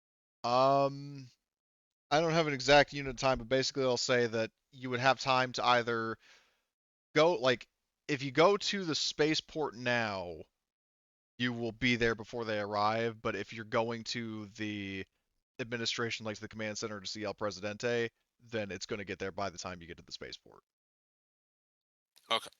Okay. Well, I was just gonna go to the command center just to like investigate at the command center. Um, but yeah, we can do either. I guess I'll go to the spaceport if it's that close. Just like out of character, I guess I would say like I would think that we would have much further advance notice. Like I was expecting probably a few hours, but whatever, it's fine. Well, um, so yeah, you make it to the spaceport. Are you bringing any officers with you? Dustin, Alexandra, etc. I'm gonna contact our chief engineer because if it's returning, then it might be damaged, and I'll get Alexandra and the other guy, whatever his name Okay, is, Dustin. So, Dustin, yeah, and I'll okay, just have them so come with me. okay,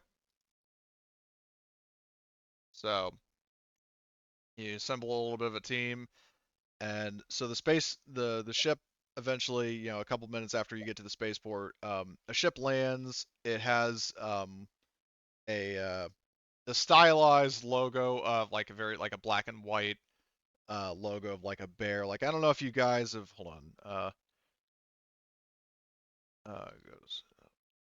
So basically, like imagine something like this in Terra Nova chat, except it's a bear instead of a wolf. Um, so like Mm-mm. there's that logo on the side of this ship. The name of it is as on the hull. It is the I'll post it in group notes. Good luck trying to pronounce that, especially that first part. Um, but the ship touches down, and basically like the gangplank or whatever they call that drops, and more mercenaries, including what looks like the head honcho, step out. They don't have their guns raised, but they are armed. And they march down the thing, and they're probably at least like a dozen or so, including the leader. And their leader, he looks to Albert because at the head of the pack, he kind of assumes that you're the one in charge. Um, and he announces that he says, "I am Captain Boris Trudenko. I will keep things brief. I will take my men and leave this place peacefully, but only if Streletsky is returned to me alive. We know he's in your custody, so let him go and we will depart." Okay, well, I just have out of context. I thought you said that this ship was one that previously left the colony that we knew No, no, no, about. no, no, no. I said that the ship was on the planet and took off and was coming to the colony. Oh, Like it okay. was a I ship that was totally already on missed. the planet. No, it's okay. Okay, I mean, okay, if that changes your willingness to have Danny there, then you can change your okay. roster. Yes. So, if okay, I would have set the colony on alert. Okay. Basically, would have been my response, and like had Okay. more people Okay. respond, more guards respond. All right. So we'll just assume that. I mean, at least Richard is there, and maybe Riley, I guess, because he's the first name to come to mind. So you've got a sizable force with you. Um, I'm assuming then you're not bringing Danny with you. Correct.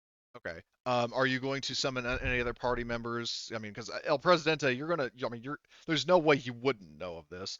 I don't know if you want to go Yeah, there. I would be I would be very close by, but maybe not with the front group. Maybe sort of hanging back to because of course my life is extremely important, much more than anyone else's. Yeah. Anyway, so you have this leader figure. I don't have art for him, but um, he's like armored up, has like some markings, like red markings on, like basically he has like like a red stripe and a star in the center on his helmet, um, as like a command sort of marking. But yeah, he gives you his not quite ultimatum, uh, but his statement. What are you saying to him? I'm gonna say, what assurances do I have that once you depart, once we give you Streletsky, you'll depart the planet? Um, he says that we my men, we brought with us the the the resources that have been looted in prior raids, and he says this like with his earpiece on, like it's like finger to his ear, and you can see up the ramp of the ship that there's some two guys lugging like a fucking big crate of I mean a sealed crate, but you can hear it kind of clunking around as if there's like ore inside of it. He says, we will also return you your ore, but only if we have proof that Streletsky is alive. Yes, he is alive, and I'm prepared to make that deal. I can also, um, we do have the bodies of the other attackers, if you would like them, and we also have their dog tags. Yeah, and he offers genuine thanks, and he says that if you would be so charitable to throw those into the deal, we would happily appreciate it. And and just in case anybody there, I mean, even if it's not like the PCs, but he says that we are but mercenaries with our client out of the picture and no longer paying us. We have no reason to stick around in this place. Can I do a manipulation roll to see if he's lying? I mean, I'm telling you that he's being honest, but if you still want to roll it, I'll let you. I mean, like in character, like I wouldn't know that, right? Right. Well, I'm just I mean, my returning players know this, but like I am a man of my word. It's like if I say somebody is being truthful, then they are. Like, I mean, and Emily and Blitz, and then Okay. also Marty spectating. I mean, you guys can vouch for me on that, I would hope. Hmm. Okay, then fine. Then I'll make that deal. I think Okay. like I don't think I would even want to um consult Arturo on this. I would just like make it on my own authority, basically. Well, I mean, I'd be pissed, but I would also do the same thing. So It's like, you scoundrel! I'm so proud of you. Um, but if I didn't yeah, Yeah, agree, so I I'd would be be really like, mad. give an order like, hey, bring up Streletsky and the bodies, and sort of like after a few minutes while that's getting on, I'd be like, oh yeah, I should probably let Arturo know that we're doing this. yeah. I'll just tell him, hey, this is what's happening. Okay. Um, But I'm explicitly not asking permission. okay. So yeah, so basically about 20 minutes ish for the security team like back at the station to gather up the bodies, gather up the personal effects, yada yada yada, and bring that over in a rover to the people as well as getting Streletsky out of the brig. Um, so Streletsky like he sort of walks over to Cherdenko, and basically Cherdenko asks like, "Are you all right?" He says, "Yes, they have treated me fairly." And he says, "Get yourself aboard the ship." And Streletsky, you know, is all too eager to get the hell off this planet, and rather hastily And speed walks into the ship. while that's going on, I'm gonna have Dustin like check out the ore, just make sure it's not like a bomb or some kind of stupid Right. shit like that. And he's like, "Gee, thanks, boss," and then just kind of goes goes over and checks it out. Well, And all their mercs are standing right next to it, so I'm assuming they're If not the gonna. bomb goes off, everyone would have a problem, except for me because Yeah. I'm standing far away. Yeah. So, um, but yeah, so Dustin, lifts. Well, actually, or better yet, what he does on his own authority is he tells the, he orders the Russians to take the lid off in case it's like a motion activated thing. So they comply. They take the lid off the container, and you can actually see ore sticking out of the top. Um, but he still goes over and kind of cautiously leans over the crate and looks, and he sort of says to you, he's like, "Checks out." I'm And like motioning to him, is like, hey, you gonna scan that thing? Like, let's do a little bit more than visual inspection here. yeah, well, I mean, I would assume that he would have, like I think that's a kind of a fair Okay, assumption. I But yeah, wasn't sure if you were role right. playing it or Well, not. yeah. Well, when I say checks over, I mean he was looking at it and also scanning it and so on. And like I said, he did also tell the Russians to take the lid off in case it was like motion activated or pressure activated. So Yeah. either way, the ore checks out. It is not rigged to blow. Okay. Well, I believe our business is concluded here. Okay. And he says, yes, I concur. And he, um, with that in mind, like he turns around and he walks back aboard the ship, with the with Streletsky and the bodies of his fallen and his men. They turn and head back aboard the ship, without firing any shots. And once all of them are aboard, the ship takes off.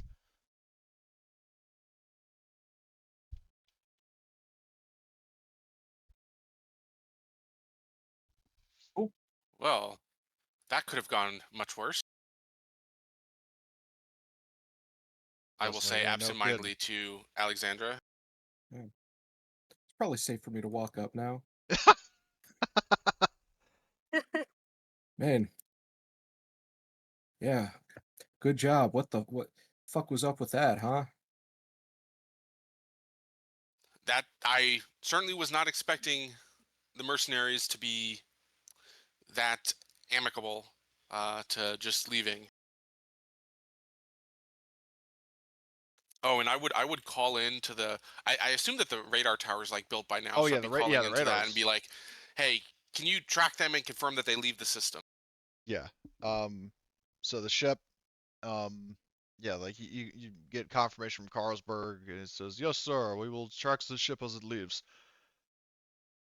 So, but yeah, like the ship, like it's definitely on, a course, like it's heading to atmosphere and away from the planet rather than heading somewhere else on the planet.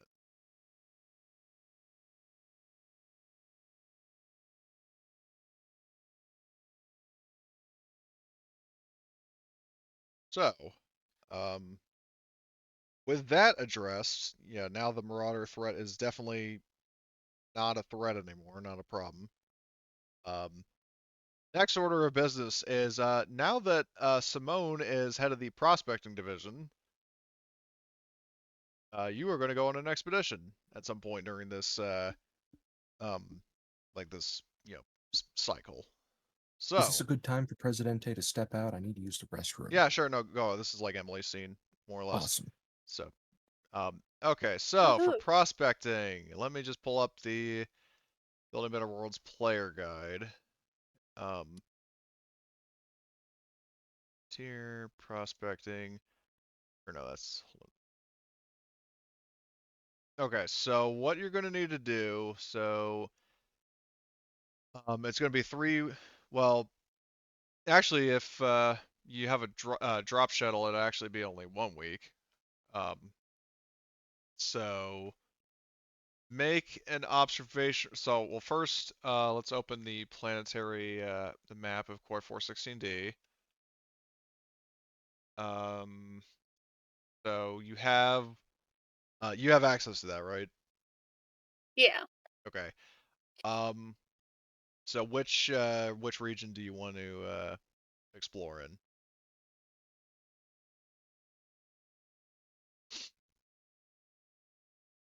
Um, let's try the Southern Hemisphere East. Okay. So, um, all right. So next, do an observation roll with a +2, Okay. and you can roll whichever set of dice you want, the Foundry dice or the regular alien dice. Um, do you want to push that roll? Because you actually can push this. Up, sure. I'll see if I can get any more Okay. successes. Okay. So there's that. Do you have any story point? I mean, do you want to throw in a story point as extra success? You don't have to, but Um, No, I'm good with the 2 successes. Okay. So next, I will roll on the resource potential table. Or actually, hold on, wait. Is that the right fucking? Fuck. Oh, prospecting finds. Um, Yep, so I'm and I going do have to. the prospecting talent. What does that do? As a reminder. You're an expert. Roll twice on the prospecting finds table and keep the Oh, best result. okay. So or prospecting finds. Where the fuck is that? Okay, there it is. Um, so I'll roll the first one. So normally would be there was nothing here, but because you got a an extra success, well actually that would still be the same result, but you do get to roll again. So I'll roll and see what there is. Ouch.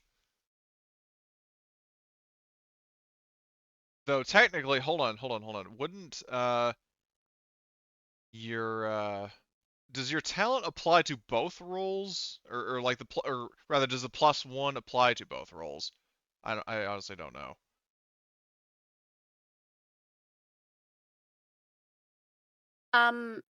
Maybe? Yeah, because the problem is it says like you um a failed. I mean a +1 to the tens roll for each success beyond the first. Um, you know it's not established if it only.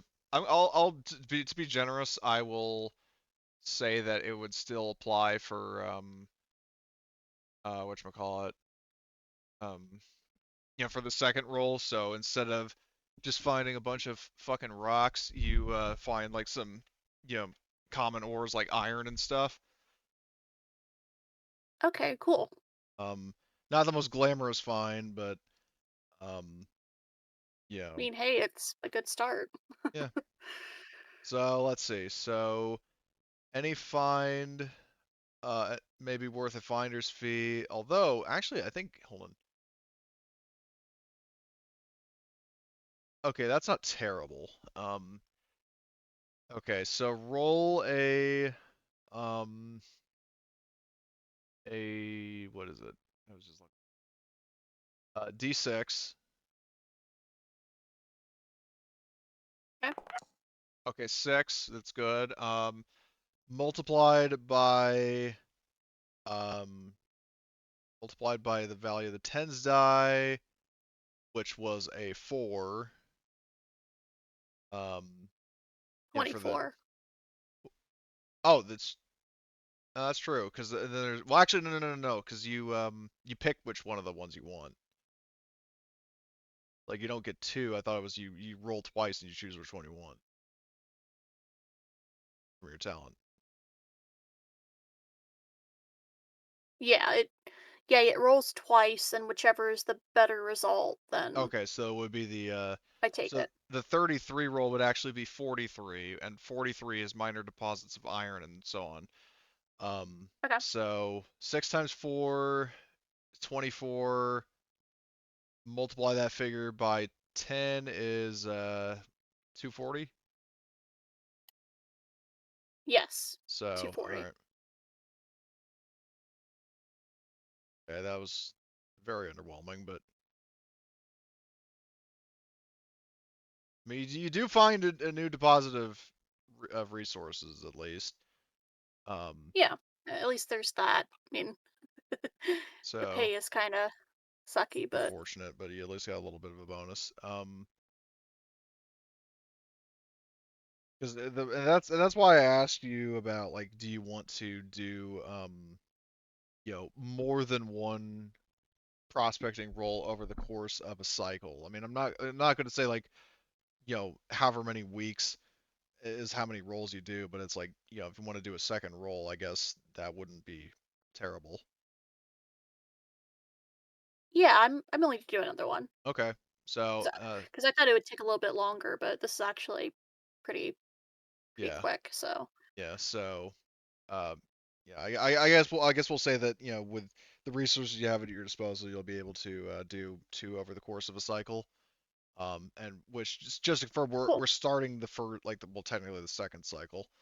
Um, So, which, speaking of, everybody gets a story point. Because I did say before, like at the end of each arc, everybody gets a story point. So, I will also add that to Nice. the AFK/absentees. So, oh well, apparently El Presidente is full on it. So, Conrad have his story point, and then Richard will have one as well. Okay, so with that, anyway, back to the prospecting thing. So do another observation roll. Are you searching in the same region or are you searching somewhere else? Is there a penalty for searching the same region multiple times?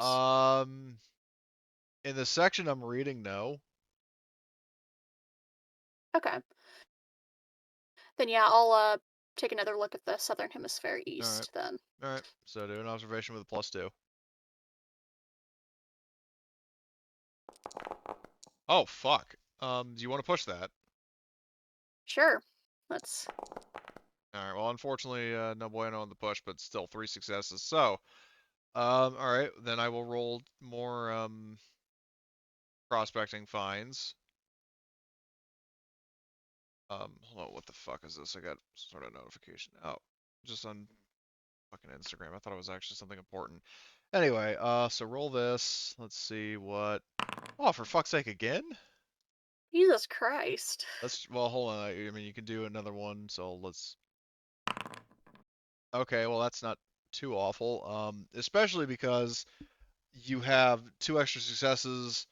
So the first one goes from 26 to 46, and then the second one goes from 62 to 82.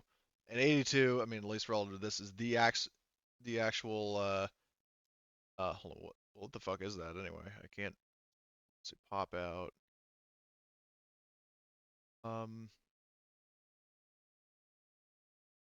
So you might make a very, very interesting find. You basically went from like the worst possible result to the best. In this case, Oh. fossil deposits of long lost life. There used to be life on this planet. Huh. Cool. So now, now that you've got that figured out, because I'm assuming you're taking the higher result. Yeah, definitely.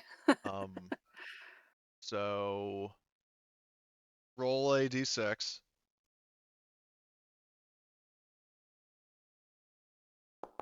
Oh, another 6, lucky. And then multiplied by 8 is 48, I believe. Yeah. Okay. And multiply that by 10, which would be, I think, $4,800. It's pretty good. Or no, 480. 480. Yeah, God, I'm having a bad company. It's like, yeah, or you could use it to brush up on your math. It's all good. Well, yeah. Anyway, well, 480. I would actually say in that case, no, that's I'm gonna go with 4,800 because that's a pretty big discovery. So you pocket that money, so good find. You could possibly try to negotiate for a better fine, but the problem is that you're the head of your department, so I don't really know who you would bargain with other than Yeah. yourself. I mean, could I go and talk to El Presidente about it? You could. I mean, if you want to do an opposed thing there, Blitz, are you back yet? I know you're muted, but I'll take that as a no because he's still muted even after I said that. But anyway, well, we'll handle that in a bit. I would Okay. say, I guess in the meantime, Albert, are you doing anything during the few weeks that Simone is out and about? Sorry, what's the question? I was just saying, like, so Simone, like, what she's doing right now takes place over the course of a few weeks. I'm just asking, like, while she's doing that and before we have the next, like, major complication in the plot, like, is there anything you would be doing during this period of sort of inactivity? Like, any kind of planning or conversations you want to have with anybody, etc.? I'm trying to think. Um, So in universe, is this colony? Are we in like a region of space that we think there could be other Russian or other attacks in, or are we in like a safer part of space? Um, you are not in necessarily any established interstellar territory. You are just kind of like the zone. So I'll just hold on. I'll bring us over to the stars in the middle heavens for a sec, just for context and reference purposes. So all of these like uh supernation borders, like none of these exist. Because none of these factions have been formed yet. So like where you guys are right now is approximately right here. Um, in what will eventually be UPP space, which isn't really a pleasant thought, but yeah, you're kind of further out, which is also part of why it takes so fucking long for ships to go from. I mean, it's more or less a straight shot from Earth. Um, but basically, long story short, there's no reason to suspect that like any Russian forces, whether they're government or mercenary forces, would have reason to come come knocking. Okay, because I was just trying to see. Because if I thought my thinking was if I thought that we were in a very dangerous spot, I would be working to try to get more. Like I don't know if we could get like a freaking missile battery or some kind of thing, or like enhanced sensors, like basically to harden the colony. But if Right. there's no reason for me to think that, then I probably wouldn't. Yeah, like this is, I mean, to your knowledge, this is pretty much the first time Terra Nova has ever been threatened by external forces. Right. So it's not Okay. like a recurring issue where like the colony gets raided by like pirates and stuff. I'm trying to think if there's anything else. I might have some stuff that I want to DM you, but other than that, no. Okay. So, well, we can hash that out, in session or between sessions if you'd like. Because I mean, I know you sent that message before, and I'll address that. Um, so let's see. Blitz, are you back now or? Yes. Okay, perfect. Um, so yeah, Simone had a discovery that she wanted to run by you, potentially get a better fee out of it. Okay. Yes, indeed. Um, so we did like the two rolls because just because the first one was I only got $240, but the second, I found fossil deposits of long lost life on Terra Nova, Oh, and I want to get paid more. plant life or Well, Um, I'm assuming animals or yeah, it'd something. basically be like microbial sort of Yeah. life. Like nothing, we're not talking like dinosaurs. We're talking like like plankton or something equivalent to. Ah. Okay. um I would say run that to the science department first, and if that seems significant to them, then that could be something. Okay. Um, Okay. Yeah, I'll so bring up the well, line well, too. I will point out that if you It's do talk nuts. to Jace, that I mean, you in the command staff, you technically outrank him, though. I mean, you don't necessarily outrank like the department. Um, you can still, I mean, if you run it by him, he'll be absolutely like oohing and awing over it. And he he definitely he definitely supports you getting like a some sort of bonus from that because it's pretty fucking big. Um, it's just that he's not the one to authorize it.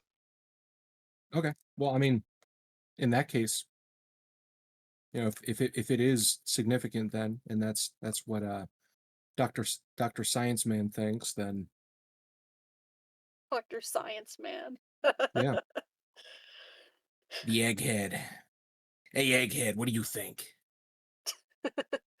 Okay, so the initial like bonus that Cody calculated was like 4,800. Yeah, I said Um, 4,800. I just threw a zero onto what you originally found. yep. Sure, fuck it. Well, no. That's I just the want more. base. Yeah, the base Yeah. base value of the fine. She's just trying to see if she can bargain to get more money. Well, I mean, like from a mechanical perspective, what's my incentive to say no? Is there an incentive to say no? So you don't have to pay I out a big bunch of money to people you work with. Yeah, I mean mechanically it's like it's not going to penalize the colony. Um, obviously within reason you can't say like, oh, it's worth 4,800 here, I'll give you $10 million. You can't do that, but if you want to give her like, a 50% bonus or something, that wouldn't harm anything. It just depends on whether El Presidente is actually willing to do that. Yeah, sure. It's not my money.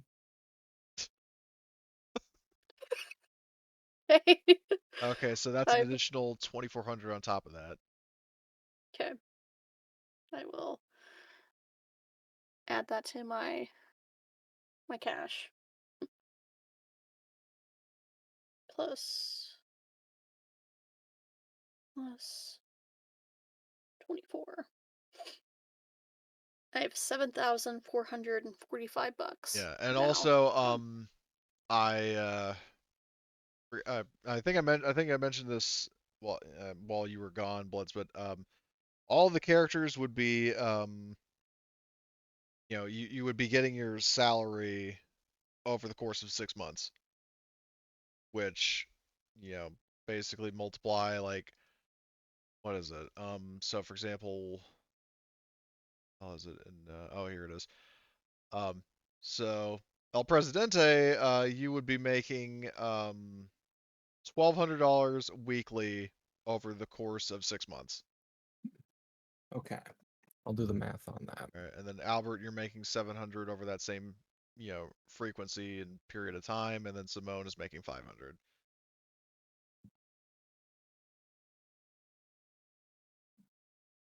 Oh man, I'm raking it in.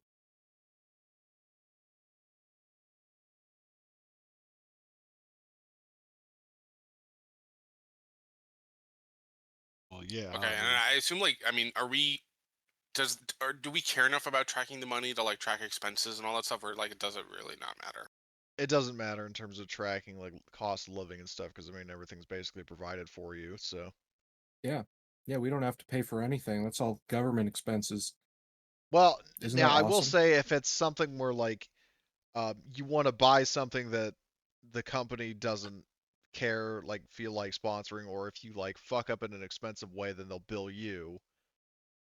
So money still has significance.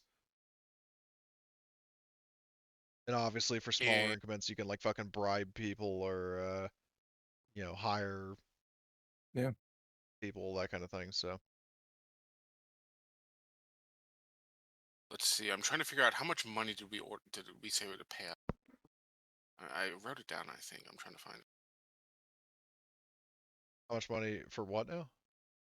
Yeah. So the money that we recovered from the mercenaries, so it was like 300 per person. So also, if you're at that fight, you can get 300. You get 300 more dollars. Okay. And if those mercenaries come around again, we could probably pay them to do something. Well, I mean, their leader's name, or at least one of their leader's name. Whether this guy's like the head honcho or not, you don't know. But you know what faction he represents. You know what ship he sails in. And you have the dog. Well, you had the dog tags, but you would have gotten the information from them. So Hmm. you have enough information to where you could potentially, um, sort of search the equivalent like the dark net and find mercenaries to hire. I would Probably not the definitely. same guys. Yeah, I mean, on that line, I would definitely want to be investigating this guy that Whiskey apparently was working with. Radcliffe? Radcliffe. Yeah, I'd be like, is this guy just trying to get rich? Like, is he going to be a problem in the future? Like, do I need to deal with this guy somehow? So like, yeah, during this period, I'd be like getting contacts and trying to learn Okay. more about him and all that stuff. We should hire the Steel Talons. The Steel Talons don't exist yet. Ah, the Iron Claws. Well, the Russians were the Iron Bears, so close, but Ah,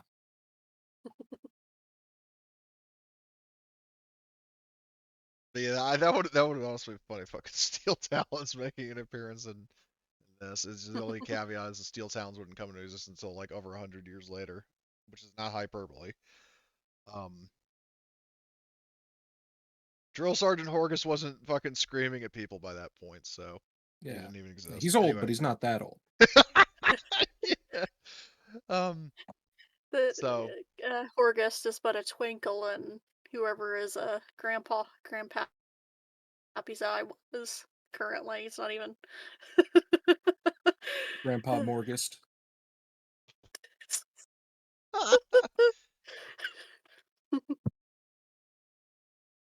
right. Anyway, well, my question for you guys now, do you want to, because we still have a good amount of time in the session, do you want to start the content of our next arc now, or would you rather, start it with more people present? I'm good with ending it here. I think this is a good place to end the session. Then we can Yeah. start next session with the whole, oh, here's the next big threat. Right. Are you on board with that? Okay. Okay. Well, then in that case, and yeah, also um, I rewarded it because at the end of the first arc, I awarded everybody a story point. Though, if I'm not mistaken, you were capped on story points, El Presidente. Yeah. Gotta fucking spend those, man. Man, anytime hell, if you go back to an old Skyrim save, you would see every health potion I ever picked up, not one ever used. Old Fallout saves, every stim pack sitting there in my fucking pockets, hundreds. I don't like Why? using limited resources. I don't like using them. Oh my god.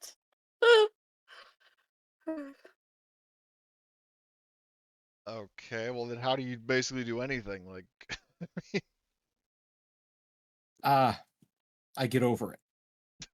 okay. Drag your Well, busted ass to a sleeping place, apparently. or just use healing spells, but anyway. Oh, So that's what I did. so anyway, yeah, you guys would all get the 5 XP. And then like I said, the story points, if you're not capped on them, so because they do cap at 3, like I said. Can I trade it for XP? Uh, I mean, does everybody else think that's fair? Just so he's not completely sold out. I will vote for that because I was also going to be Yeah, at 4. Okay, I'm sure. good with that. All right, then yeah, if you are capped on story point, then you would get yeah, I guess 5 XP. Oh, Well, then I will say though, but that's not gonna like if you just keep well, then again, I mean, I don't really award them that frequently, so never mind. So I'm not with you. gonna stay capped on story points specifically for that. Okay. If I need to use it, I'm gonna use it. All right. Fair enough. So, okay. Well, other than that, how was that session? End of our first arc finally. That was It was a good. lot of fun. Yep. We sent a man to forced labor for all eternity. Well, you did that. I would have specified not us. Okay, everybody Don't please. helped me. I'll take the majority of the credit like usual, but everybody pitched in. I mean, I convinced the jury. You just asked some like leading questions or whatever. Mhm. Yeah. His lawyer also helped a lot with that. Oh, his lawyer was so fucking incompetent. That this was a lot of fun to play.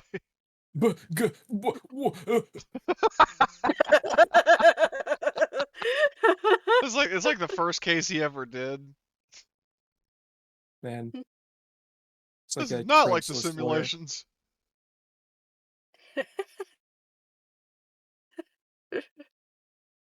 He played like a Phoenix Wright game once, and that was Oh, I need to replay those games. I bought them when they were on sale on the Nintendo Switch like forever ago, and haven't played them yet. they're good. They're Did good. you have a question? It sounded like you were going to, and then Blitz made a remark that made you laugh. Yeah, that's fine. Yeah, I was gonna ask, like, what kind of talents and stuff do you recommend for this campaign, Cody? 'Cause I'm not sure what to pick up, Yeah, Oh, fair. to be there's Because special honest. talents for this too, right? what do you mean? Like, doesn't the colony building stuff, doesn't that have special talents? Building Better Worlds does have some new general talents.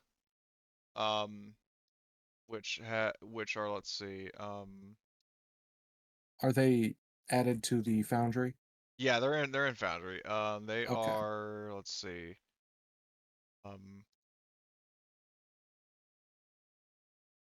Yeah, there's how many? I think there's 8 general talents. Here's one you would really like, El Presidente. This is what Drill Sergeant Horgus used. If you fail a command roll, you can immediately, as a free action, attempt a manipulation roll to try to salvage the situation. Which one is that? Born Leader. Born leader. That is a really good one. That is like ridiculously good. Yeah, that also goes for Albert if your I don't see command that is. on the list. Oh no, never Oh, mind. oh, you found it. Yeah. Okay. Do my funny wits roll. Do you want to spend a Oh, story point to succeed on that? yeah, you know what? Fuck it. Okay, so you have that. Um, which also means that if you wanted to, what? Question. So does the talents that let you push rolls, does that also work for the colony development ones? Um, well, I mean, technically, I mean, actually, that's a good point because let's see, because it does, it says that you can't like you can't be pushed unless you have like can't push it unless you have the that one upgrade. But theoretically, yes, I would say so. That makes sense to me. That if you have a push more than once talent and you have the ability to push, then you can push more than once. Okay, so in that case, I will roll for the influence talent, which lets me push based on empathy, and Okay. command is based on empathy. Yep. All right. I'll also increase command by 1, Okay. since that's important.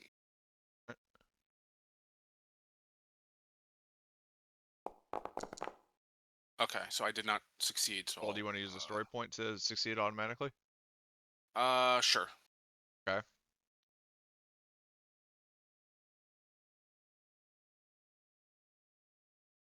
So you have influence now, and you increase your command. Oh yeah, I remember the original point of discussion was Simone. You were asking what sort of talents. So like I said, in terms of combat, like this is not the shooty bang bang adventure that Steel Talons was, but I mean there's still going to be combat. I mean as you've seen. Um, but in terms of talents, relevant talents, let's see what else there is. Um, Hold Your Nerve is decent. Group Psychology would be potentially useful for you if you're built around observation. And then you could like kind of coordinate with the social characters to do that. Okay, Let's see. Can you sure. roll for multiple talents at once? Yeah, if you have the time to do so, and in game, yeah, and this is over like a prolonged downtime, so yeah. Okay.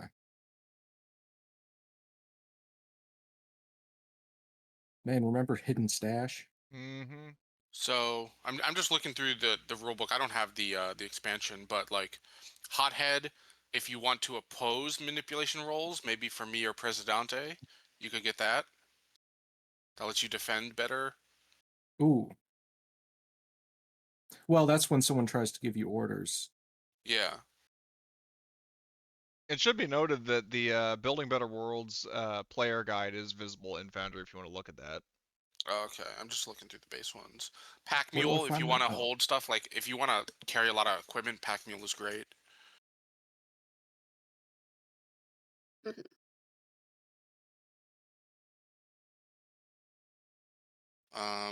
We don't really. I mean, there are ships, so if you wanted to like scale up to be a pilot, so you could fly some of the ships. Well, we already have Um, Richard for that. Oh yeah, Like yeah. he's actually, got like a pilot career, so. Yeah, I have Um, some points in piloting, and I could always be like a co-pilot or something if it comes to it. If tough that's just gives you more health. Zero G yeah. training, like I don't know if we're ever gonna do any stuff like mining asteroids, but like maybe that would be useful if we're doing stuff out Yeah, of no, space. I don't anticipate that being a thing.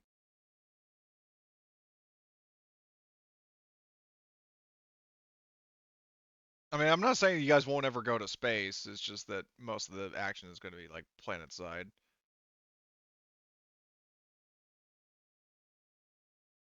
Yeah, I mean, I think in the base game, like almost all the talents are geared towards combat Right. stuff, whereas like I guess in the building better worlds, like it Building Better has Worlds is a more lot of social, role play. yeah, a Yeah, lot of social social and role play talents. stuff.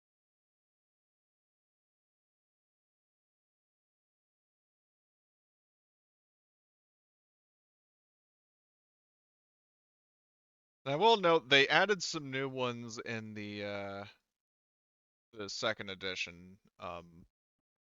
The like they also made a lot of changes and removed some of the ones from first edition. So I'm kind of debating whether to um, try to keep things consistent with talents and have one or the other, or take certain talents from second edition and put them in first. Yeah.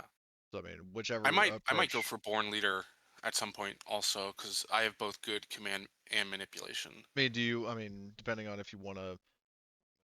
I don't have any XP right now. I Well, spent it. no. Oh, okay, never mind. Okay, so I think I'll roll to try and get group psychology. all right. That seems like a good one. So that is a wits roll.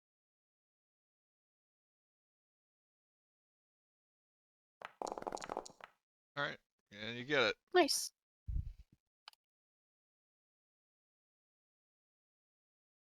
And group psychology.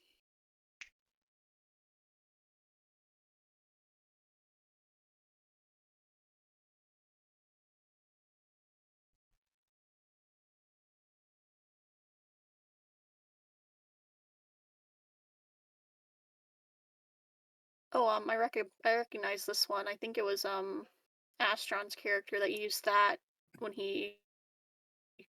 because he used it to figure out that the I think it was the Fighting Joes. Yeah, that was trying to lock us into a That, room. then he turned around and melted them. Yeah, I did, didn't I? So anyway, hopefully that was a fun session. I know we kind of ended it early, but Yeah, definitely. It was really fun. Yeah. I love the courtroom scene. yeah, I was so looking forward to that because it's like it just. I had so much time to prepare, and I still blundered it so hard, but I think it made that even funnier. So the whiskey had the most incompetent lawyer ever. I mean, And then I it's thought I complex. thought I was making what I thought was a good argument. You guys shut me down. I was like, damn it. Man, you know, I'm noticing something, right? The authority talent. Use your command skill instead of manipulation to get someone to bend to your will, right? Mm-hmm. Now, would that combo with Born Leader, or is that Well, asking hold too on, wait, much? what skill? Authority. Um, Authority is a colonial martial talent. Oh, for me Yeah. it says I know it career says company company agent, but agent. that it is actually the guy like Oh, it's not ordered or like labeled particularly well, but that is actually colonial martial talent. I know it says company agent, but okay.